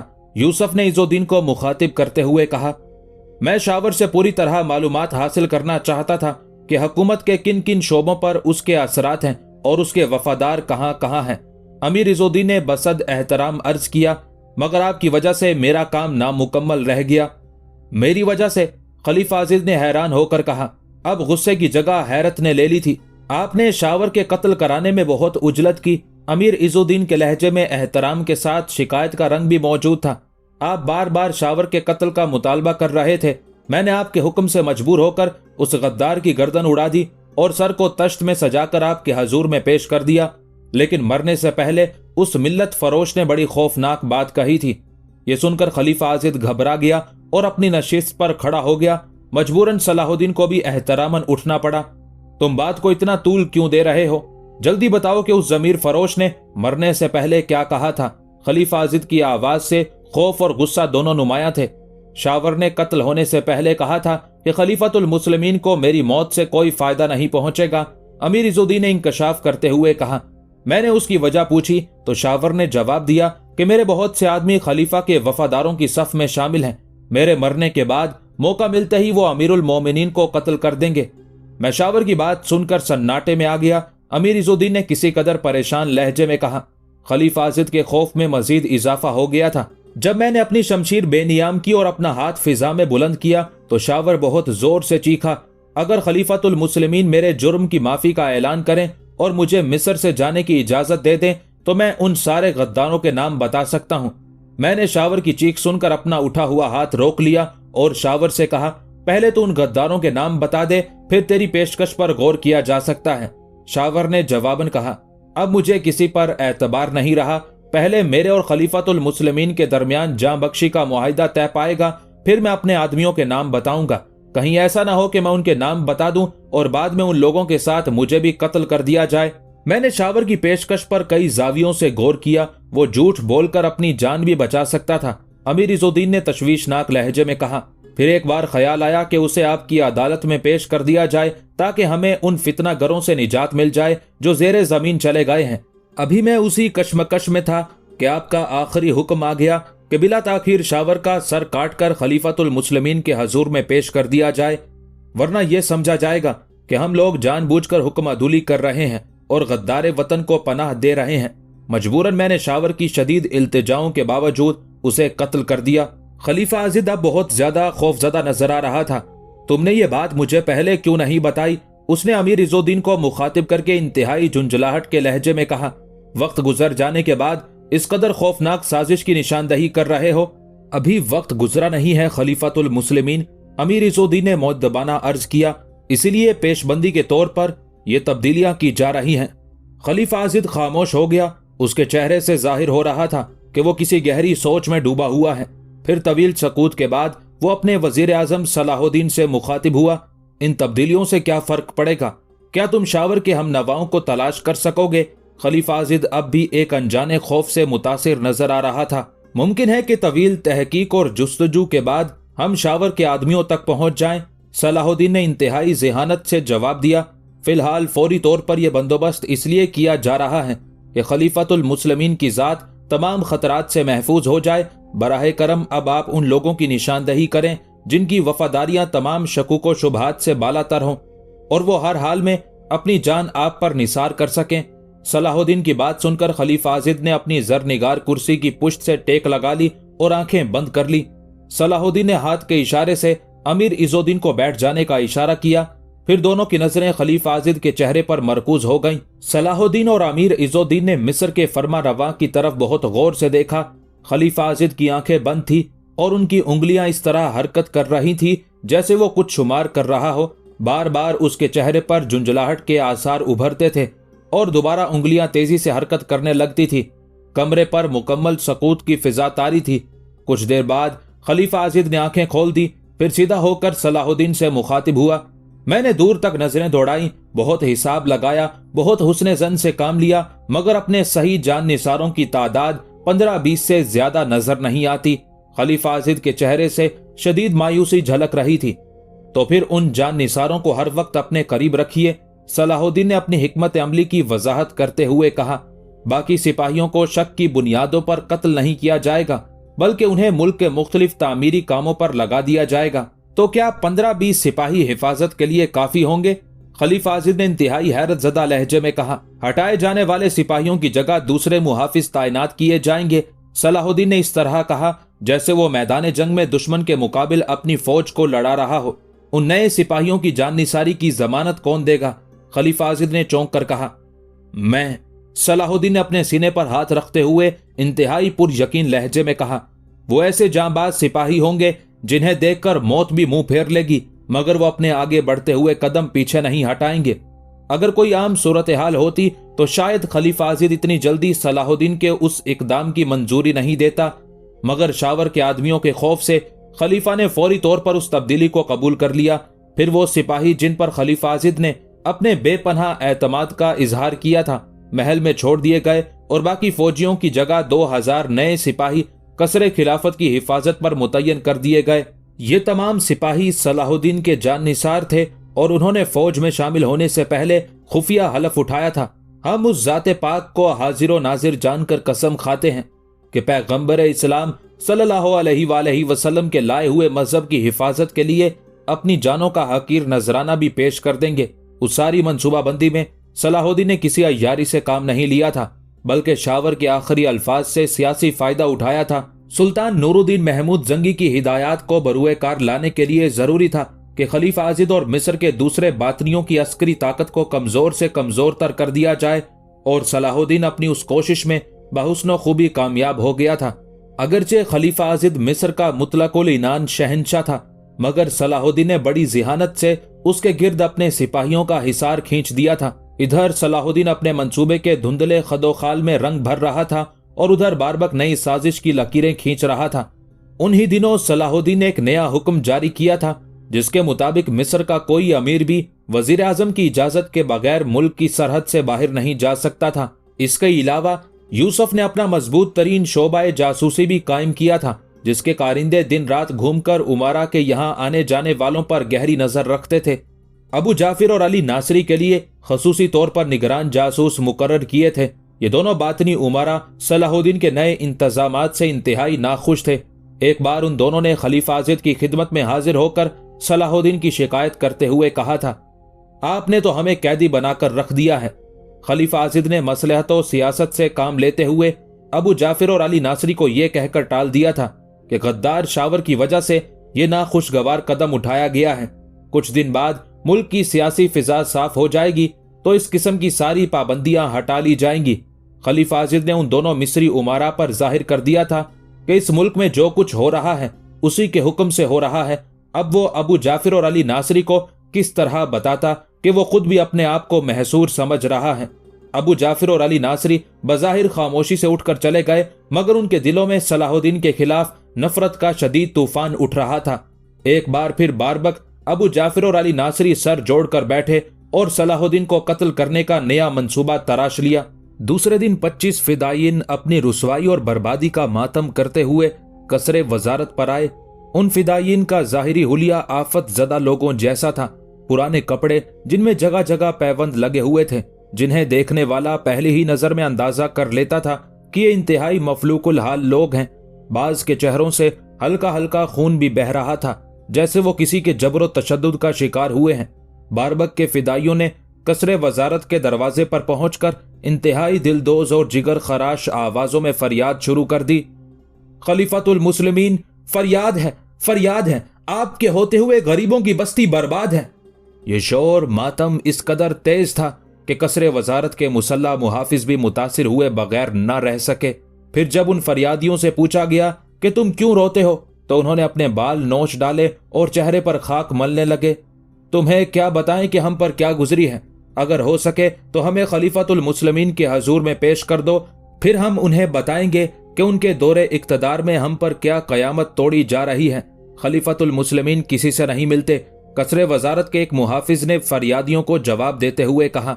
फिर हम अपनी फरियाद लेकर किसके पास जाएं? एक फरियादी ने इंतहाई दर्दनाक लहजे में कहा, अगर खलीफतुल मुस्लिमीन शिकस्ता हालों और गमजदों की फरियाद नहीं सुनते तो फिर अपनी तलवारें निकालो और हमें कत्ल कर डालो। यह कहकर वो फरियादी मुसल्ला मुहाफिज की तरफ बढ़ा और उसकी तलवार निकालने की कोशिश करने लगा। मुहाफिज ने बड़ी मुश्किल से उस फरियादी को रोका और समझाते हुए कहा, इतने मायूस ना हो, तुम्हारी फरियाद वजीर आजम यूसुफ सुनेंगे और तुम्हारे साथ पूरा पूरा इंसाफ किया जाएगा। वो बहुत मुंसिफ व आदिल इंसान है, तो फिर हमें उन्हीं के पास ले चलो। दूसरे फरियादी ने अपने बाल नोचते हुए कहा, हमारी बेटियों की आबरू खतरे में है। अभी दूसरे फरियादी की बात मुकम्मल भी नहीं हुई थी कि तीसरे फरियादी ने चीख कर कहा, कानून के निगहबानों, अब तक तो उनकी इज्जतें लुट भी चुकी होंगी, इंसाफ से भी क्या होगा, हमारे नामूस का तो खून हो चुका। फरियादियों की फरियाद इस कदर लर्जा खेज थी कि कसरे वजारत के मुहाफिज कांप कर रह गए। फिर उनमें से एक मुहाफिज भागता हुआ इमारत के अंदर गया। तवील राहदारी तय करके जब सलाहुद्दीन के कमरे के करीब पहुंचा तो दरवाजे पर दो मुसल्ला मुहाफिज मौजूद थे। आने वाले मुहाफिज ने फरियादियों की रुदात बयान की। सलाहुद्दीन का जाती मुहाफिज खालिद इब्ने आमिर कमरे में दाखिल हुआ, जहां सलाहुद्दीन और उसका मोतमद साथी अमीर इज़्ज़ुद्दीन बहुत अहम सियासी मसले पर गुफ्तगू कर रहे थे। खालिद इब्ने आमिर को देखकर सलाहुद्दीन के चेहरे पर नागवारी का रंग उभर आया, मगर उसने जबान से कुछ नहीं कहा। अमीर, मैं इस मुदाखलत के लिए माफी चाहता हूं, मगर मजबूरी ये थी कि आपको इस खबर से बेखबर नहीं रखा जा सकता था। कैसी खबर? सलाहुद्दीन और अमीर इज़्ज़ुद्दीन ने चौंक कर मुहाफिज की तरफ देखा।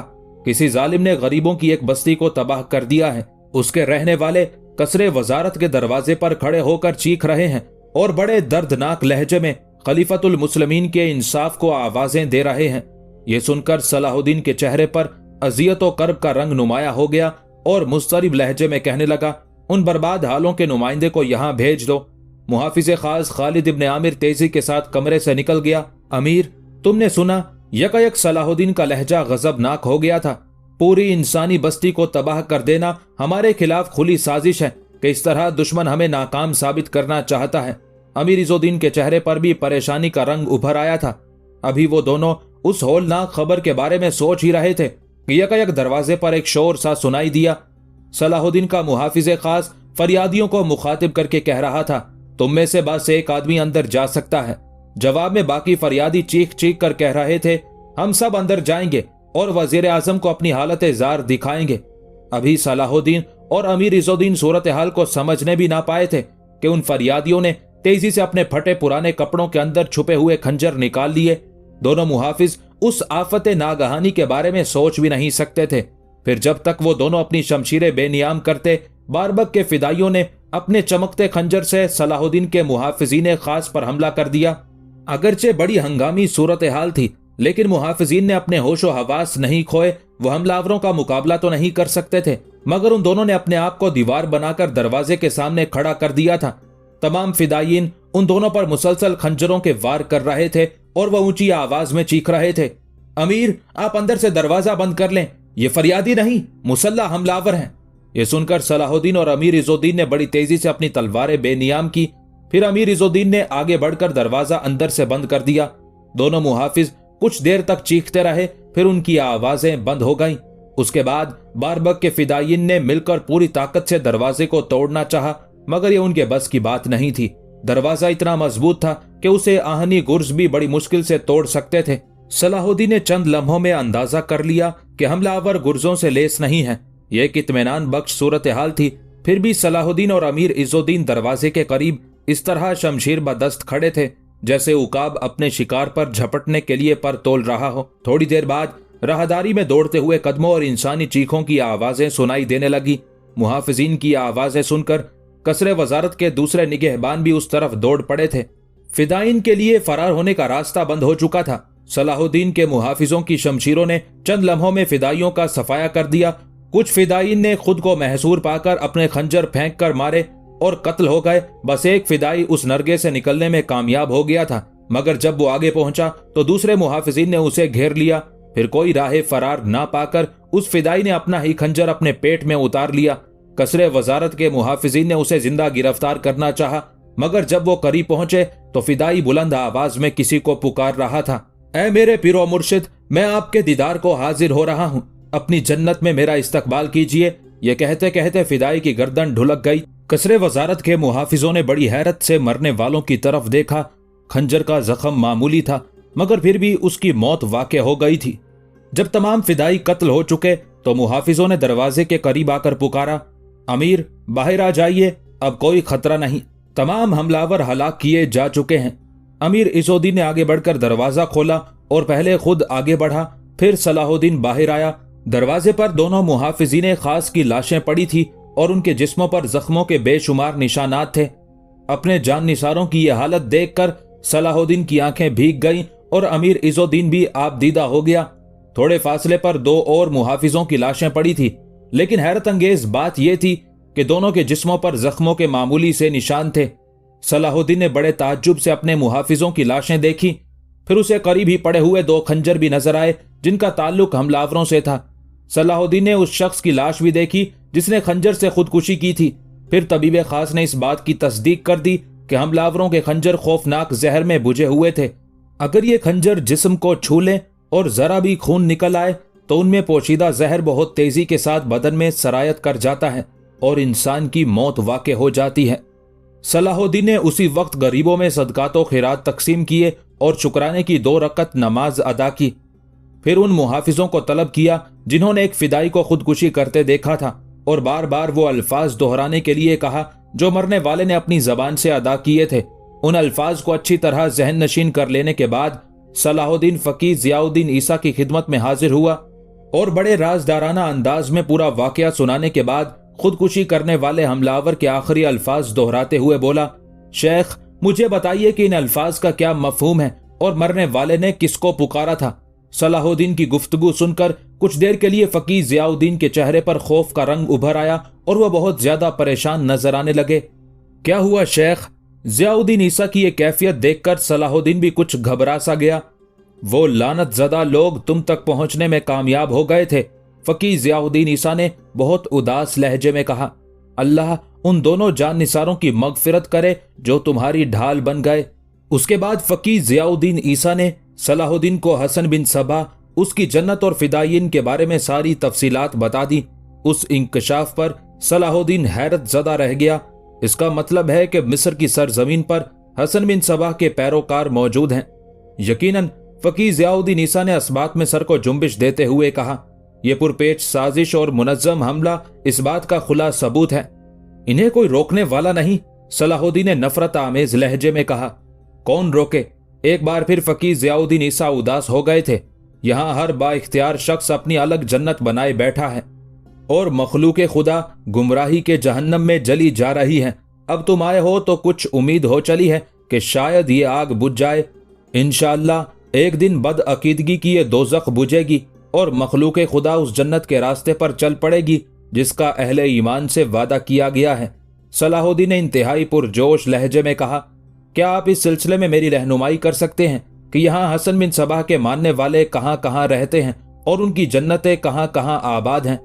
ये लोग बहुत मुनज़्ज़म हैं, इसलिए ज़ेरे ज़मीन रहते हैं। फकीह ज़ियाउद्दीन ईसा ने सलाहुद्दीन के सवाल का जवाब देते हुए कहा, ये लोग कभी खुलकर सामने नहीं आते, इस कदर मसलहत पसंद होते हैं कि अपनी ज़रूरतों के मुताबिक अकीदा बदलते रहते हैं। अपने फ़िरके की तरफ से जासूसी करने के लिए हमारी सफ़ों में भी शामिल हो जाते हैं। इंतहा ये है कि हमारे साथ हमारी मस्जिदों में नमाजें भी पढ़ते हैं। कुछ अंदाज़ा ही नहीं होता कि हमारे बराबर कौन खड़ा है, वो बातनी है या सहीउल अकीदा मुसलमान। फकीह ज़ियाउद्दीन ईसा की गुफ्तगू सुनकर सलाहुद्दीन के चेहरे पर शदीद मायूसी के आसार झलकने लगे। इस तरह तो हम जिंदगी भर इस्लाम के दुश्मनों का सुराग नहीं लगा सकते।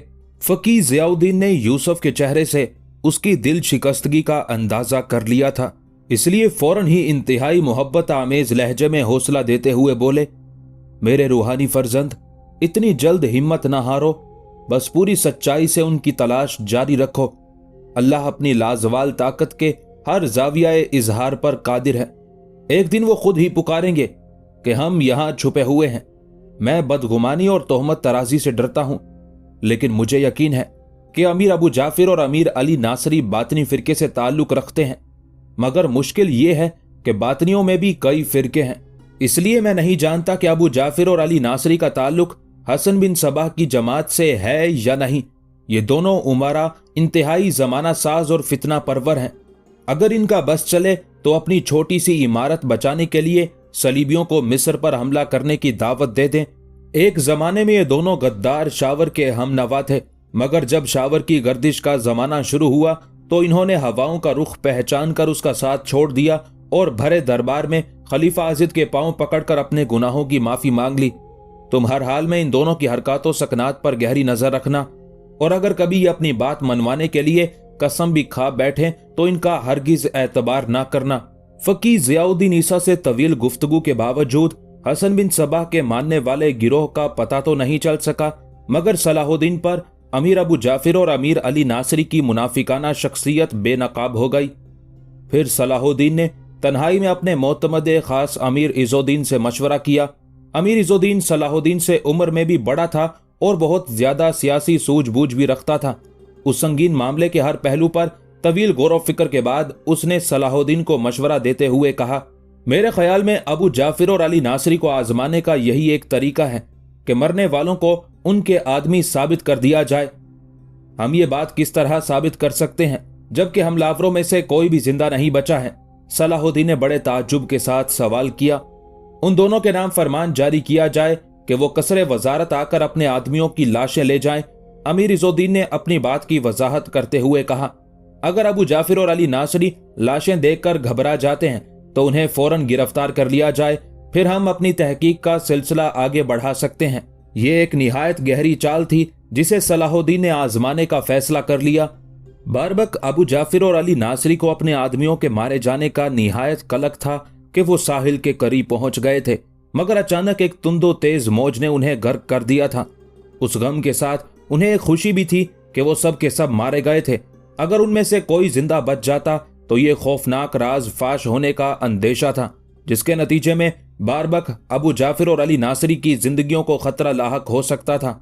फिर जब अमीर इज़ुद्दीन के जरिए अबू जाफिर और अली नासरी को सलाहुद्दीन का फरमान पहुंचा तो कुछ देर के लिए उन दोनों का रंग फक हो गया। फिर उन्होंने बड़ी मुश्किल से अपने बिखरते हुए आसाब पर काबू पाया और अमीर इज़ुद्दीन को सख्त लहजे में मुखातिब करते हुए कहा, तुम्हें यह जुर्रत कैसे हुई कि तुम हम जैसे शुराफा पर इस तरह इल्जाम तराशी करो? अमीर इज़ुद्दीन को उसी लम्हे का इंतजार था। उसने अपने सिपाहियों को हुक्म दिया कि इन दोनों को गिरफ्तार कर लिया जाए। अबू जाफिर और अली नासरी के मुहाफिज सिपाहियों ने मुजाहमत करने की कोशिश की, मगर अमीर इज़ुद्दीन के साथ पूरा फौजी दस्ता था। मजबूरन उन्होंने हथियार डाल दिए। फिर जब खलीफा आजिद ने मिस्री उमारा की गिरफ्तारी की खबर सुनी तो वो गजबनाक हो गया और उसने कसरे वजारत पहुंचकर सलाहुद्दीन को वजारत से बरतरफ कर दिया और उसी वक्त मिस्र से निकल जाने का हुक्म जारी कर दिया। सलाहुद्दीन ने बड़ी हैरत से खलीफा आजिद का हुक्म सुना, मगर फौरी तौर पर कोई जवाब नहीं दिया, बस खामोशी से मिस्र के हुक्मरान की तरफ देखता रहा। तुमने मेरा हुक्म सुन लिया? इस बार खलीफा आजिद ने चीख कर कहा। सुन लिया।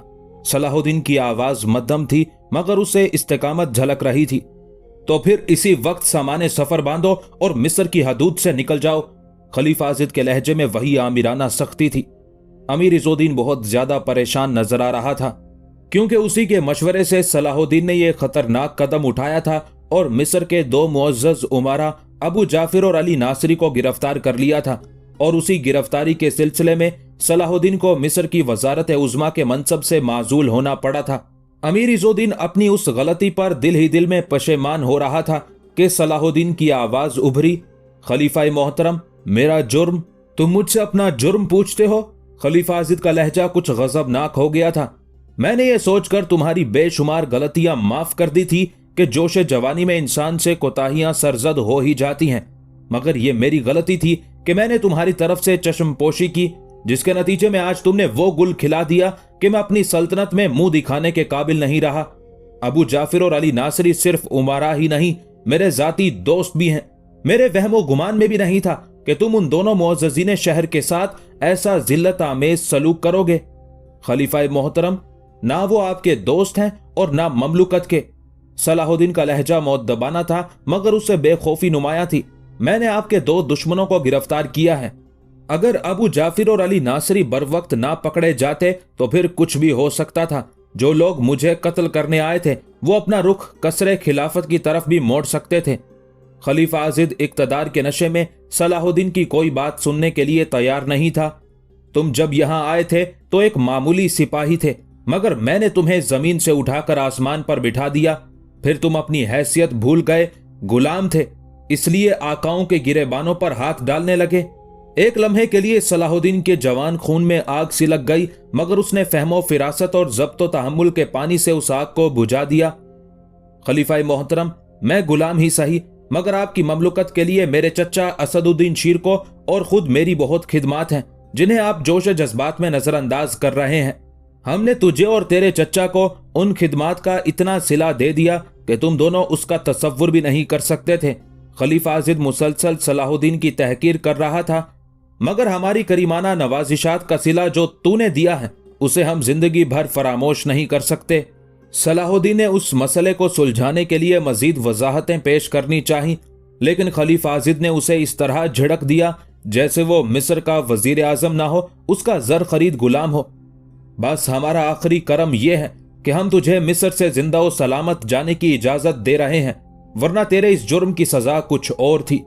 अगर खलीफा आजिद के इख्तियार में होता तो वो सलाहुद्दीन को बेदरे कत्ल करा देता, लेकिन वो सुल्तान महमूद जंगी की फौजी ताकत से खौफजदा रहता था कि अगर सलाहुद्दीन को कुछ हो गया तो पूरा मिस्र जंगी फौज की यलगार का हदफ बन जाएगा। अब सलाहुद्दीन की कुव्वत बर्दाश्त जवाब दे चुकी थी। खलीफा मोहतरम को मालूम होना चाहिए कि मैं वापस जाने के लिए नहीं आया हूं। मिस्र को मेरी जरूरत है। जब तक मुझे मेरा मकसद खास हासिल नहीं हो जाता मैं ये सरजमीन नहीं छोड़ूंगा। इतना कहकर सलाहुद्दीन खलीफा आजिद के कमरे से निकल गया। अमीर इज़्ज़ुद्दीन भी उसके पीछे पीछे चलाया। खलीफा आजिद के लिए सलाहुद्दीन का जवाब इस कदर गैर मुतवक्के था कि वो सख्ते में आ गया था। फिर जब उसकी एक कैफियत जाइल हुई तो वो शिद्दत गजब से कांपने लगा। आखिर एक गुलाम किस बुनियाद पर अपने आका की नाफरमानी कर रहा है? खलीफा आजिद ने खुद से सवाल किया। फिर उसने अपने मुहाफिज दस्ते के फौजियों को तलब करते हुए हुक्म दिया, यूसुफ को इसी वक्त गिरफ्तार करके हमारे हजूर में पेश किया जाए। खलीफतुल मुस्लिमीन, हम सब आपके हुक्म की तामील से कासिर हैं। बैक जबान कई सिपाहियों ने जवाब देते हुए कहा, क्या तुम्हारा कोई और आका है कि जिसके फरमान पर तुम अमल कर रहे हो? खलीफा आजिद ने शदीद तैश के आलम में अपने ही मुहाफिज सिपाहियों को मुखातिब करते हुए कहा, हमारा आका तो सिर्फ अल्लाह है। एक सिपाही ने इंतहाई असर अंगेज लहजे में कहा, आप सिर्फ हमारे हुक्मरान हैं, मगर हमारी शमशीरें यूसुफ के हुक्म की ताबे हैं। एक लम्हे में खलीफा आजिद पर सारी सूरत हाल वाज़े हो चुकी थी।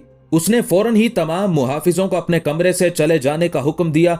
फिर जब आखिरी सिपाही भी खलीफा की आंखों से ओझल हो गया तो उसने कमरे का दरवाजा बंद कर लिया। फिर एक जाम लबरेज किया और उसे हल्क से नीचे उतार लिया। खलीफा आजिद के नजदीक अपने गुस्से की आग को ठंडा करने का यही एक तरीका था। कुछ देर बाद मशरूब ने अपना असर दिखाना शुरू कर दिया, यहाँ तक कि आसाब का तनाव कम होने लगा। अब खलीफा आजिद किसी कदर सुकून से सूरत हाल का जायजा लेने लगा। जाती मुहाफिजों के इनकार ने साबित कर दिया था कि सलाहुद्दीन ने उसके गिर्द अपने फर्मा बरदार सिपाहियों का हिसार खींच दिया है। अगरचे ये हकीकत थी कि खलीफा आजिद के मुहाफिज सिपाहियों में शावर के जासूस मौजूद थे, जिन्हें सलाहुद्दीन ने बड़ी जिहानत के साथ महल से बाहर निकाल फेंका था। लेकिन मौजूदा सूरत हाल में खलीफा आजिद मुहाफिजों की तब्दीली को भी सलाहुद्दीन की एक शातिराना चाल समझ रहा था। फिर यकायक खलीफा आजिद के कानों में सलाहुद्दीन के वो अल्फाज गूंजने लगे जो उसने कमरे से निकलते हुए कहे थे, जब तक मुझे मेरा मकसद खास हासिल नहीं हो जाता मैं ये सरजमीन नहीं छोड़ूंगा। उन अल्फाज की बाज़गश्त ने एक बार फिर खलीफा आजिद के गुस्से की आग को भड़का दिया। इस गुलाम का मकसद खास और क्या हो सकता है कि वो अपने आका की सल्तनत पर कब्जा कर ले? खलीफा आजिद ने खुद कलामी के अंदाज में कहा, मगर ये कैसे मुमकिन है? यूसुफ के 2000 सिपाही पूरी मिस्री फौज का मुकाबला किस तरह कर सकते हैं? उस ख्याल के आते ही खलीफा आजिद ने एक और मंसूबा तराश लिया। पहले अपने 2000 मुहाफिजों को कत्ल करा दिया जाए, फिर सलाहुद्दीन को गिरफ्तार करके जिंदान में डाल दिया जाए, उस ख्याल के आते ही खलीफा आजिद का बेकरार दिल ठहर सा गया। फिर खलीफा आजिद ने मिस्री अफवाज के सालार अब्दुल्ला करशी को खलवत में तलब करके इंतहाई नागवार लहजे में कहा, मैं महसूस कर रहा हूं कि मिस्री अफवाज सो रही हैं। अब्दुल्ला करशी ने हैरत से खलीफा आजिद की तरफ देखा और सिपाहियाना लहजे में कहा, आज से ज्यादा हमारी अफवाज कभी होशियार नहीं रही। हर सिपाही जाग रहा है और हर मोर्चा मजबूत है। ये कैसी बेदारी है और कैसी मजबूती है कि मिस्र के दो मुअज़्ज़ज़ तरीन उमारा अबू जाफिर और अली नासरी को मेरी इजाजत के बगैर जिंदान के हवाले कर दिया गया। खलीफा आजिद ने अपने सिपह सालार को डांटते हुए कहा, उन दोनों का जुर्म साबित हो चुका है, वो मुल्क व मिल्लत के दुश्मन हैं। अब्दुल्ला करशी ने निहायत बेबाकाना लहजे में कहा, हमारे पास इतना वक्त नहीं था कि आपको इत्तला देते, फिर बहसो मुबाहसा करते, उसके बाद अबू जाफिर और अली नासरी को गिरफ्तार करने की इजाजत लेते। अब्दुल्ला करशी का जवाब सुनकर खलीफा आजिद के दिलो दिमाग जल उठे और वो चीख कर बोला, क्या तुम अपने फैसले करने में आजाद हो? खलीफा मोहतरम, यह हमारी मजबूरी है। अब्दुल्ला करशी का लहजा नरम था। कौन तुम्हें मजबूर कर रहा है?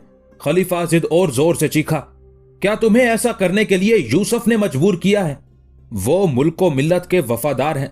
अब्दुल्ला करशी ने मुबहम जवाब दिया। वो खुलकर बात करना नहीं चाहता था कि सियासी सूरत हाल का यही तकाजा था। तुम्हें मालूम होना चाहिए कि मैं यूसुफ को बरतरफ कर चुका हूं। खलीफा आजिद ने इंतहाई सख्त लहजे में कहा, उसे फौरी तौर पर मिस्र की हदूद से निकाल दो और वो सरकशी करे तो उसे जिंदान के हवाले कर दो। बात बहुत आगे बढ़ चुकी थी। मजबूरन सालार अब्दुल्ला करशी को भी वाज़े अल्फाज में जवाब देना पड़ा। खलीफा मोहतरम, आपके इस हुक्म की तामील नहीं की जा सकती। मेरी दरख्वास्त है कि आइंदा भी ऐसे अहकाम जारी करने से गुरेज करें, वरना यह सूरत हाल आपकी सेहत के लिए भी नुकसानदेह साबित हो सकती है। यह कहकर सालार अब्दुल्ला कुरैशी खलीफा मिस्र के खसूसी कमरे से निकल गया। खलीफा आजिद चंद लम्हों तक तो सकते की हालत में रहा, फिर पूरी ताकत से चीखा, क्या तुम नमक हराम लोग मुझे कत्ल कर डालोगे? उस चीख का खलीफा आजिद के दिल पर बहुत बुरा असर पड़ा और वो बेहोश होकर गिर गया। मिस्र के तमाम शाही तबीब खलीफा आजिद के गिर्द जमा हो गए थे। हर जाविये से तशखीस की गई। फिर तमाम तबीबों ने मिस्र के हुक्मरान को एक ही मशवरा देते हुए कहा, आप खुद को तमाम फिक्रों से दूर रखें, वरना किसी भी वक्त दिलो दिमाग पर बुरा असर पड़ सकता है। तबीब के जाने के बाद खलीफा आजिद ने खुद कलामी के अंदाज में कहा, किसी को क्या बताऊं कि मुझे क्या फिक्र है? जिंदा हूं मगर मुझसे जिंदगी छीनी जा चुकी है। मैं दुनिया की नजरों में मुतलकुल इनान हाकिम हूं, मगर मेरा हर फरमान बेअसर है। खलीफा आजिद के लहजे से इस कदर मायूसी झलक रही थी कि आखिर वो अपनी बेकसी पर रोने लगा। मिस्र के सिपह सालार अब्दुल्ला करशी ने खलीफा आजिद से होने वाली गुफ्तगू बेकमो कास्त यूसुफ यानी सलाहुद्दीन को मुंतकिल कर दी थी। उस खसूसी नशिस्त में अमीर इज़ुद्दीन भी शरीक था।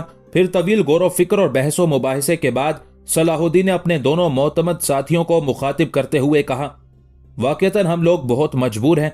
अगर खलीफा को मुकम्मल आज़ादी दी जाती है तो अबू जाफिर और अली नासरी जैसे गुमराह इंसान दोबारा ताकत में आ जाएंगे और मखलूक खुदा इसी तरह अंधेरों में भटकती रहेगी, या फिर अहले ईमान पर इस कदर तशद्दुद किया जाएगा कि वो मजबूर होकर खलीफा और उसके हम नवाओं के नजरियात कबूल कर लेंगे। हमारे जीते जी ये मुमकिन नहीं। सालार अब्दुल्ला करशी ने पुरजोश लहजे में कहा, हम हर हाल में मुजाहमत करेंगे, या तो इस फितने को जड़ से उखाड़ फेंकेंगे या खुद ही पैबंदे जमीन हो जाएंगे। सालार अब्दुल्ला करशी के उन जज्बात पर सलाहुद्दीन ने अपने साथियों का शुक्रिया अदा किया। फिर तीनों ने मिलकर कसम खाई कि हक के रास्ते में हर मुसीबत बर्दाश्त करेंगे। उसके बाद सलाहुद्दीन, सालार अब्दुल्ला करशी और अमीर इज़ुद्दीन खलीफा आजिद की अयादत को हाजिर हुए। सलाहुद्दीन ने पुरजोर अल्फाज में यकीन दिलाते हुए कहा, आपको हम लोगों की तरफ से बदगुमान नहीं होना चाहिए। ना आपकी इज्जत को किसी किस्म का खतरा है और ना आपकी जान को। बस हमें खामोशी से इन फितनागरों के खिलाफ कार्रवाई करने दें जिनसे मुल्क और मिल्लत दोनों को संगीन खतरा लाहक है। खलीफा आजिद ने तीनों का रस्मी शुक्रिया अदा किया और ये तासुर देने की कोशिश की कि उसका दिल उनकी तरफ से साफ है, मगर हकीकतन ऐसा नहीं था। खलीफा आजिद ने जबरन अपने होठों पर मुस्कुराहट सजाई थी, मगर उसके दिल में नफरत का आतिश फिशां दहक रहा था। उस वक्त भी उसका शातिराना जहन उन तीनों के खिलाफ कोई नया मंसूबा बना रहा था। सलाहुद्दीन कई बार कैद खाने जाकर अबू जाफिर और अली नासरी से ये सवाल कर चुका था, वो कौन लोग थे जो जहर आलूद खंजरों के साथ मुझ पर हमलावर हुए थे, और उनमें एक ने मरते वक्त अपने किस पीरो मुर्शद को पुकारा था। ابو जाफिर और अली नासरी बड़ी सख्ती के साथ इनकार कर रहे थे। ये सिर्फ दुश्मन की इल्जाम तराशी है, हमारा उन लोगों से कोई ताल्लुक नहीं। सलाहुद्दीन ने बहुत सब्र जब्त से काम लिया, मगर जब वो दोनों फितनागर मुसलसल इनकार करते रहे तो वजीर आजम मिस्र गजबनाक हो गया। मैंने हुज्जत तमाम कर दी, अब मैं आज़ाद हूं और तुम दोनों से हकीकत उगलवाने के लिए कोई भी तरीका इख्तियार कर सकता हूं। अबू जाफिर और अली नासरी ने सलाहुद्दीन की उस तनबीह को महज लफ्फाजी समझा और अपनी बात पर अड़े रहे। दरअसल उन दोनों को यकीन था कि जल्द ही खलीफा आजिद मुदाखलत करेगा और उन्हें जिंदान की तारीकी और तन्हाई से निकाल कर ले जाएगा, मगर वो इस राज से बेखबर थे कि बिसात उलट चुकी है और मिस्र का हुक्मरान शतरंज के उस बादशाह से ज्यादा हैसियत नहीं रखता जो चारों तरफ से दुश्मन मोहरों में घिर चुका है। आखिर सलाहुद्दीन ने अबू जाफिर और अली नासरी का खाना बंद कर दिया। अब उन दोनों का गुजारा सिर्फ पानी पर था। अबू जाफिर और अली नासरी सोच भी नहीं सकते थे कि नौजवान सलाहुद्दीन बज़ाहिर एक मामूली मगर इंतहाई खतरनाक तरकीब इस्तेमाल करेगा। दोनों एक दिन का फाका तो बर्दाश्त कर गए, मगर दूसरे रोज से उनकी हालत गैर होने लगी। फिर तीसरे दिन सलाहुद्दीन कैद खाने में आया और खामोशी से उन दोनों को देखता रहा। अबू जाफिर गुस्से में खड़ा हुआ और चीख कर बोला, हम मर जाएंगे मगर तेरे आगे सर नहीं झुकाएंगे। ये कहते कहते अबू जाफिर पसीने में नहा गया और उसकी आवाज हल्क में फंस कर रह गई। फिर वो शदीद नकाहत के बायस चकराकर जमीन पर गिर पड़ा। अबू जाफिर की हालत देखकर सलाहुद्दीन मुस्कुराया। मैं यही तो चाहता हूं कि तुम आहिस्ता आहिस्ता मौत का मजा चखो। उस वक्त से डरो जब तुम पर पानी भी बंद कर दिया जाएगा। अगर हम मर गए तो तुझे कौन बताएगा कि वो हमलावर किससे ताल्लुक रखते थे। अली नासरी की आवाज लड़खड़ा रही थी और उस पर अबू जाफिर से ज्यादा ज़ौफ तारी था। वो दुश्मनाने इस्लाम भी एक ना एक दिन बेनकाब हो जाएंगे। सलाहुद्दीन ने बेनियाजाना कहा, मगर तुम दोनों की मौत से मिल्लत इस्लामिया को बड़ा फायदा होगा। इस तरह अल्लाह की जमीन दो फितना गरों से पाक हो जाएगी। ये कहकर सलाहुद्दीन जिंदान से निकल गया। फिर अबू जाफिर और अली नासरी अपनी जिंदगी से मायूस हो गए और खलीफा आजिद के लिए नाजेबा कलिमात अदा करने लगे कि उसी ने सलाहुद्दीन को मिस्र का वजीर आजम नामजद किया था। चौथे दिन अबू जाफिर और अली नासरी ने सलाहुद्दीन के आगे घुटने टेक दिए और दरखास्त करने लगे कि उन्हें सूखी रोटियां ही दे दी जाएं कि वो कम से कम सांस तो ले सकें। सलाहुद्दीन ने फौरन जिंदान के मुहाफिज को हुक्म दिया कि वो दोनों उमारा के शायान शान खाना पेश करे। थोड़ी देर बाद अबू जाफिर और अली नासरी भूखे गदागरों की तरह लजीज गिजा पर टूट पड़े। 4 दिन बाद दोनों के शिकम की आग बुझी थी, इसलिए उन पर नशा सा तारी हो गया। फिर अबू जाफिर और अली नासरी ने बैक जबान कहा, हम इस शर्त पर उस पसे पर्दा शख्सियत का नाम बताने के लिए तैयार हैं कि अगर हमारी जान बख्शी की जमानत दी जाए और हमें हमारे घर जाने दिया जाए। सलाहुद्दीन कुछ देर तक अबू जाफिर और अली नासरी की पेशकश पर गौर करता रहा। फिर उसने उनकी दोनों शर्तें मान ली। अबू जाफिर और अली नासरी के चेहरों पर मुसर्रत का वो रंग उभर आया जो मौत की सजा से छूट जाने वालों की शक्लों पर नुमायां होता है। एक शर्त और भी है, अली नासरी ने चौंक कर कहा, जैसे उसे कोई भूली हुई बात याद आ गई हो। वो क्या? सलाहुद्दीन ने इत्मीनान से कहा, हम दोनों का नाम पर्दाए राज में रखा जाएगा। अली नासरी ने इधर उधर देखते हुए कहा। उसके चेहरे से खौफ झलक रहा था। चंद लम्हों तक सलाहुद्दीन ने गहरी नजरों से अबू जाफिर और अली नासरी की कैफियत का जायजा लिया। फिर उनकी ये शर्त भी मान ली। वो बारबक के फिदाई थे। अबू जाफिर ने सरगोशी के अंदाज में कहा, और बारबक हसन बिन सबाह का शागिर्दे खास है। तुम दोनों अपनी जानें बचाने के लिए झूठ बोल रहे हो। सलाहुद्दीन ने सख्त लहजे में कहा, जिसकी रूहानियत और रियाजत के किस्से सारे मिस्र में मशहूर हैं, वो एक शैतान का मुकल्लिद कैसे हो सकता है? यही तो बारबक का कमाल है कि उसने अपने चेहरे पर इतनी दबीज नकाब डाल रखी है कि उसके पीछे कोई नहीं झांक सकता। अली नासरी ने इंतहाई पुरजोश लहजे में कहा, मैं नहीं मानता। सलाहुद्दीन के लहजे की सख्ती बरकरार थी। तुम मुझे फरेब दे रहे हो और एक फरेबकार की सजा यही है कि तुम दोनों इसी जिंदान के अंधेरों में भूखे प्यासे मर जाओ। यह कहता हुआ सलाहुद्दीन खड़ा हो गया। अली नासरी ने फौरन ही सलाहुद्दीन के पांव पकड़ लिए। अगर हमारे पेश करदा सबूत गलत साबित हो तो हमें बेदरे कत्ल कर दिया जाए। सलाहुद्दीन ने एक नजर अली नासरी की तरफ देखा और दोबारा बैठ गया। ये सलाहुद्दीन की एक गहरी चाल थी जिसे अबू जाफिर और अली नासरी समझने से कासिर रहे। दरअसल वो बारबक के बारे में पूरी तफसील जानना चाहता था। और उसकी एक ही वजह थी कि बारबक को मिस्र के बाशिंदे निहायत एहतराम की नजरों से देखते थे।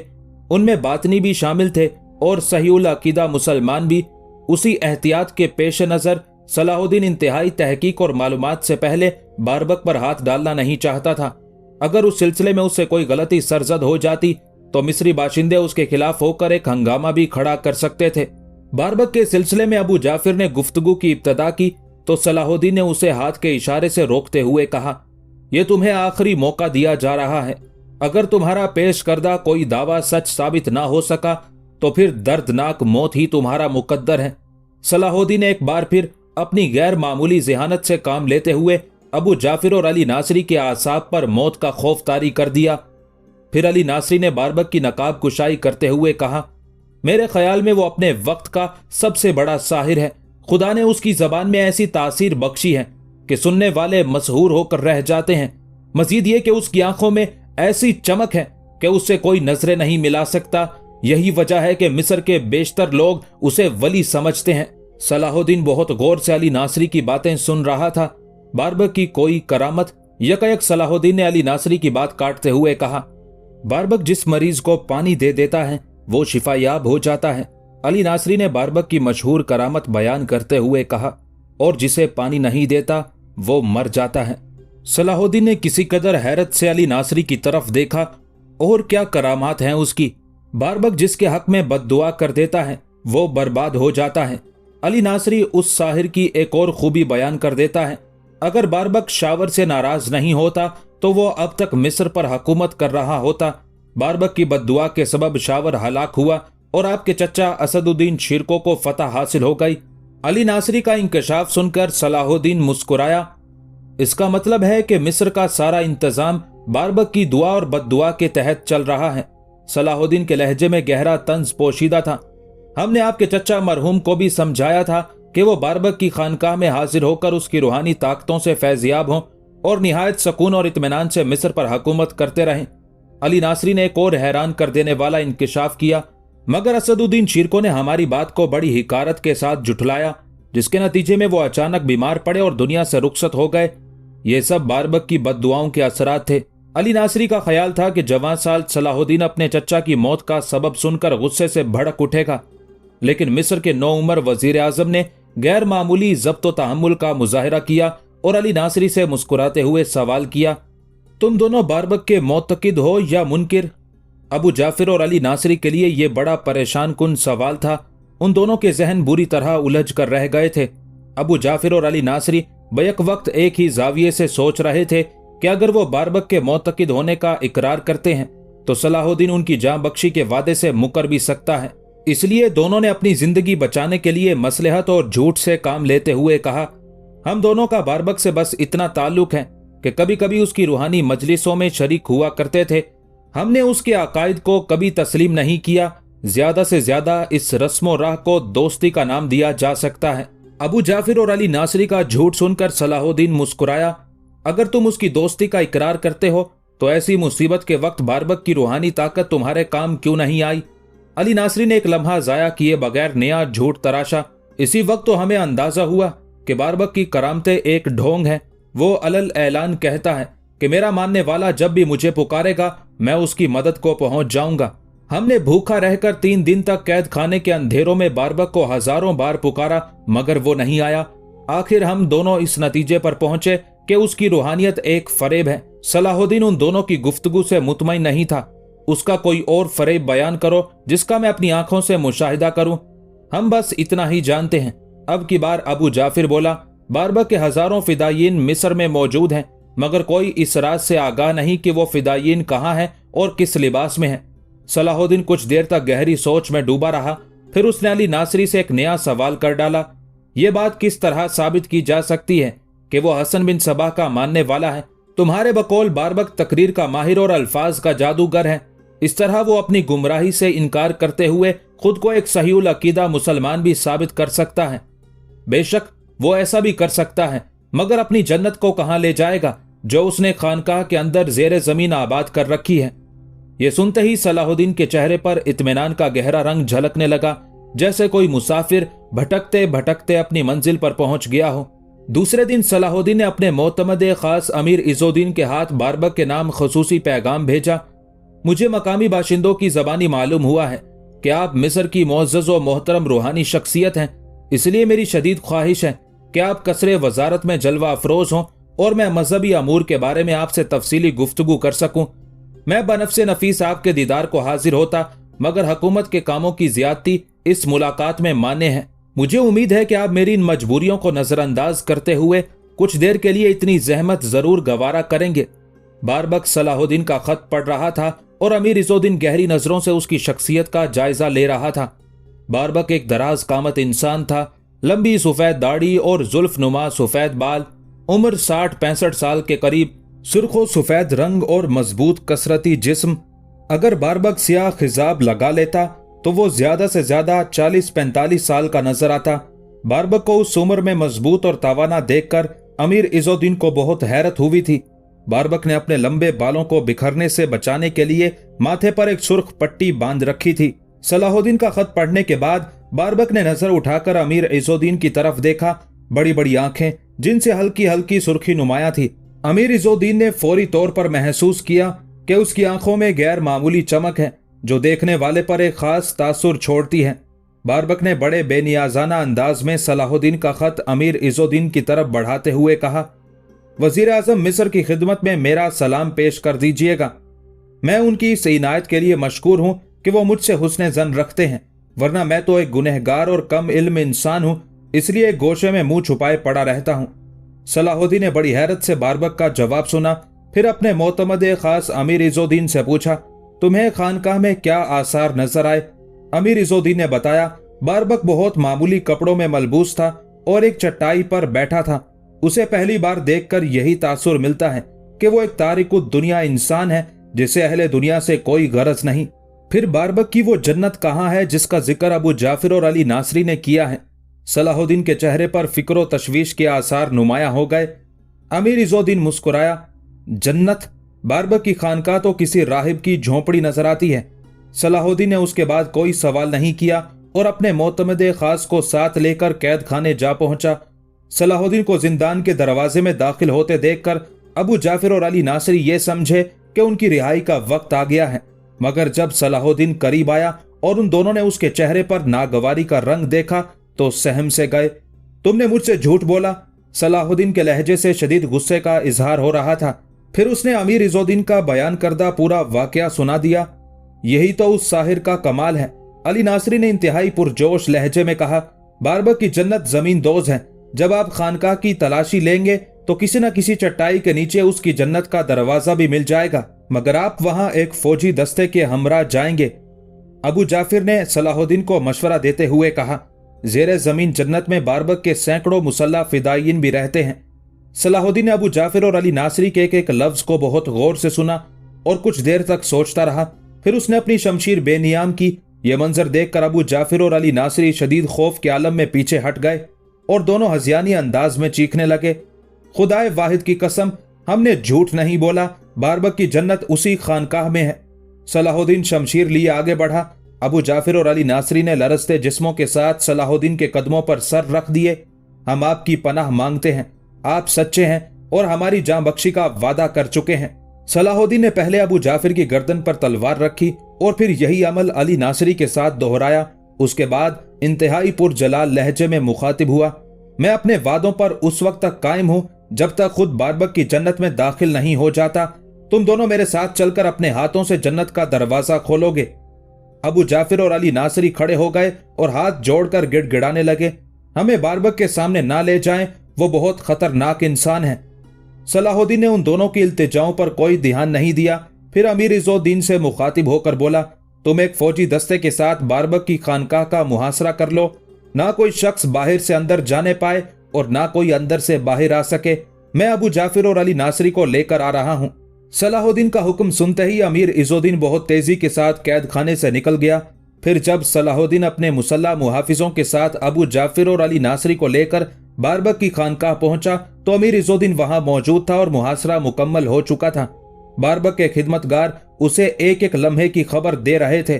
चंद लम्हों के लिए बारबक के सुर्खो सफेद चेहरे पर खौफ व हिरास की परछाइयां लरजने लगी, मगर उसने फौरन ही अपनी उस हेजानी कैफियत पर काबू पा लिया और इंतहाई पुरजलाल लहजे में अपने खिदमतगारों को मुखातिब करते हुए कहा, अगर कोई मेरे बारे में पूछे तो उससे कह देना कि हमारे मुर्शद काहिरा में नहीं है, वो तवील चिल्ला कशी के लिए दमियात चले गए हैं। ये कहकर बारबक एक इंतहाई खुफिया रास्ते से अपनी जेरे जमीन जन्नत में चला गया। खानकाह के दरवाजे पर पहुंचने के बाद सलाहुद्दीन ने खानकाह के एक खादिम पहरेदार से कहा, अपने मुर्शद को जाकर इत्तला दो कि वजीर आजम मिस्र सलाहुद्दीन उनके दीदार के लिए हाजिर हुए हैं।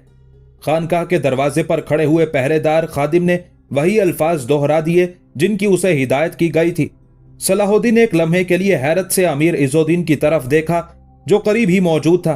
अमीर इज़्ज़ुद्दीन ने सलाहुद्दीन की नजरों का मफहूम समझ लिया और बिला ताखिर जवाब देते हुए कहा, मुझे यकीन नहीं कि वो इतनी जल्द दमियात तक जा सकता है।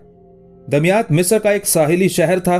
चूंकि बहुत से सूफिया जंगलों और दरियाओं के किनारे इबादत और रियाजत में मसरूफ रहा करते थे, इसलिए बारबक ने बड़ी अय्यारी के साथ ये बहाना तराशा था। सलाहुद्दीन ने अपने मोतमद खास अमीर इज़्ज़ुद्दीन का जवाब सुनकर इंतहाई मुतमईन लहजे में कहा, इससे कोई फर्क नहीं पड़ता, पहले उनकी जन्नत का नजारा कर लें, बाद में दमियात जाकर उनका दीदार भी कर लेंगे। यह कहकर सलाहुद्दीन ने खानकाह के दरवाजे में दाखिल होने की कोशिश की, मगर फौरन ही बारबक का पहरेदार खादिम सामने दीवार बनकर खड़ा हो गया और उसने बुलंद आवाज में कहा, कोई शख्स मुर्शद की इजाजत के बगैर खानकाह में दाखिल नहीं हो सकता, चाहे खलीफातुल मुस्लिमीन ही क्यों ना हो। जैसे ही बारबक के खादिम की बात मुकम्मल हुई, अमीर इज़्ज़ुद्दीन उस पर किसी उकाब की तरह झपटा और पहरेदार की गर्दन पकड़कर इस तरह खींची कि वो औंधे मुंह दरवाजे के बाहर आकर गिरा। फिर अमीर इज़्ज़ुद्दीन ने अपने एक सिपाही को हुक्म देते हुए कहा, इसे काबू में रखो और अगर ये मुज़ाहमत करे तो बेदरेक कत्ल कर दो। उसके बाद सलाहुद्दीन अबू जाफिर और अली नासरी को लेकर खानकाह के अंदर दाखिल हो गया। 200 मुसल्लह सिपाही वजीर आजम मिस्र के हमरा थे जो उसे अपने नरगे में लिए बड़ी एहतियात के साथ आगे बढ़ रहे थे। ये एक तवीलो अरीज खानकाह थी जिसकी जाहिरी हालत देखकर यही अंदाजा होता था कि ये तारिकुद दुनिया और बेसरो सामान दरवेशों की पनाहगाह है।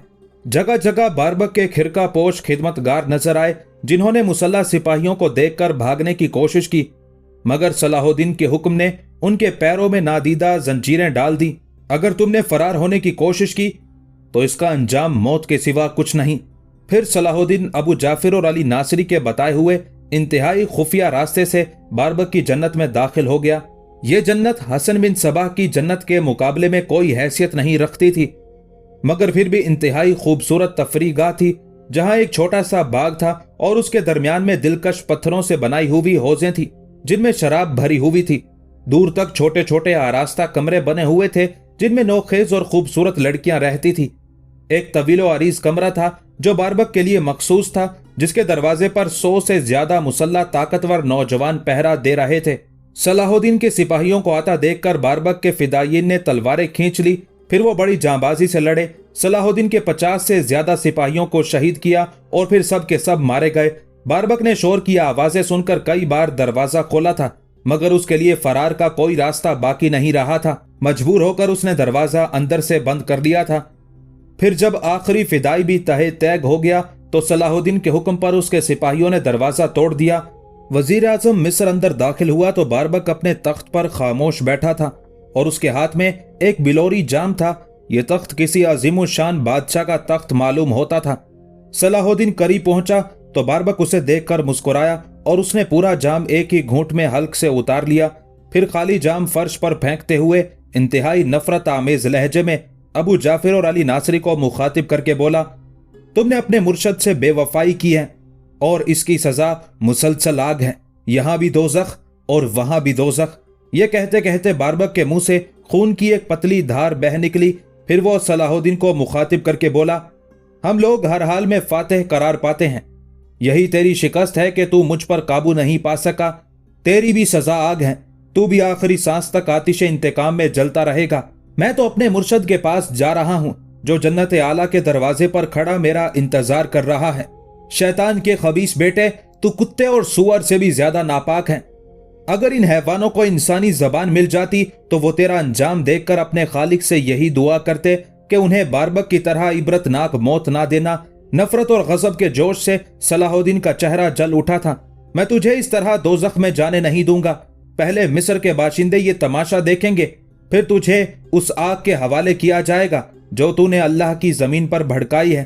یہ کہہ کر صلاح الدین نے باربک پر تلوار کا ایک بھرپور وار کیا، جس سے اس کی گردن کٹ کر تخت پر گر پڑی۔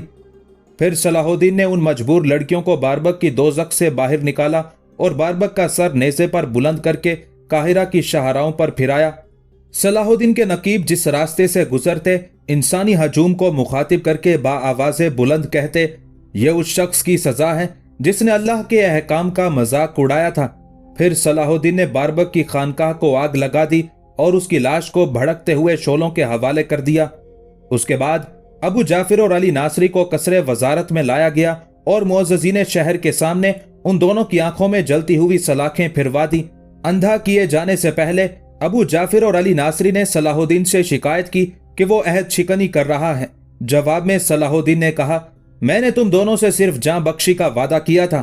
اگر مجھے اپنے الفاظ کا پاس نہ ہوتا تو تمہیں بھی باربک کے ساتھ آگ کی نظر کر دیتا کہ تم بھی حسن بن صباح کے ماننے والے ہو۔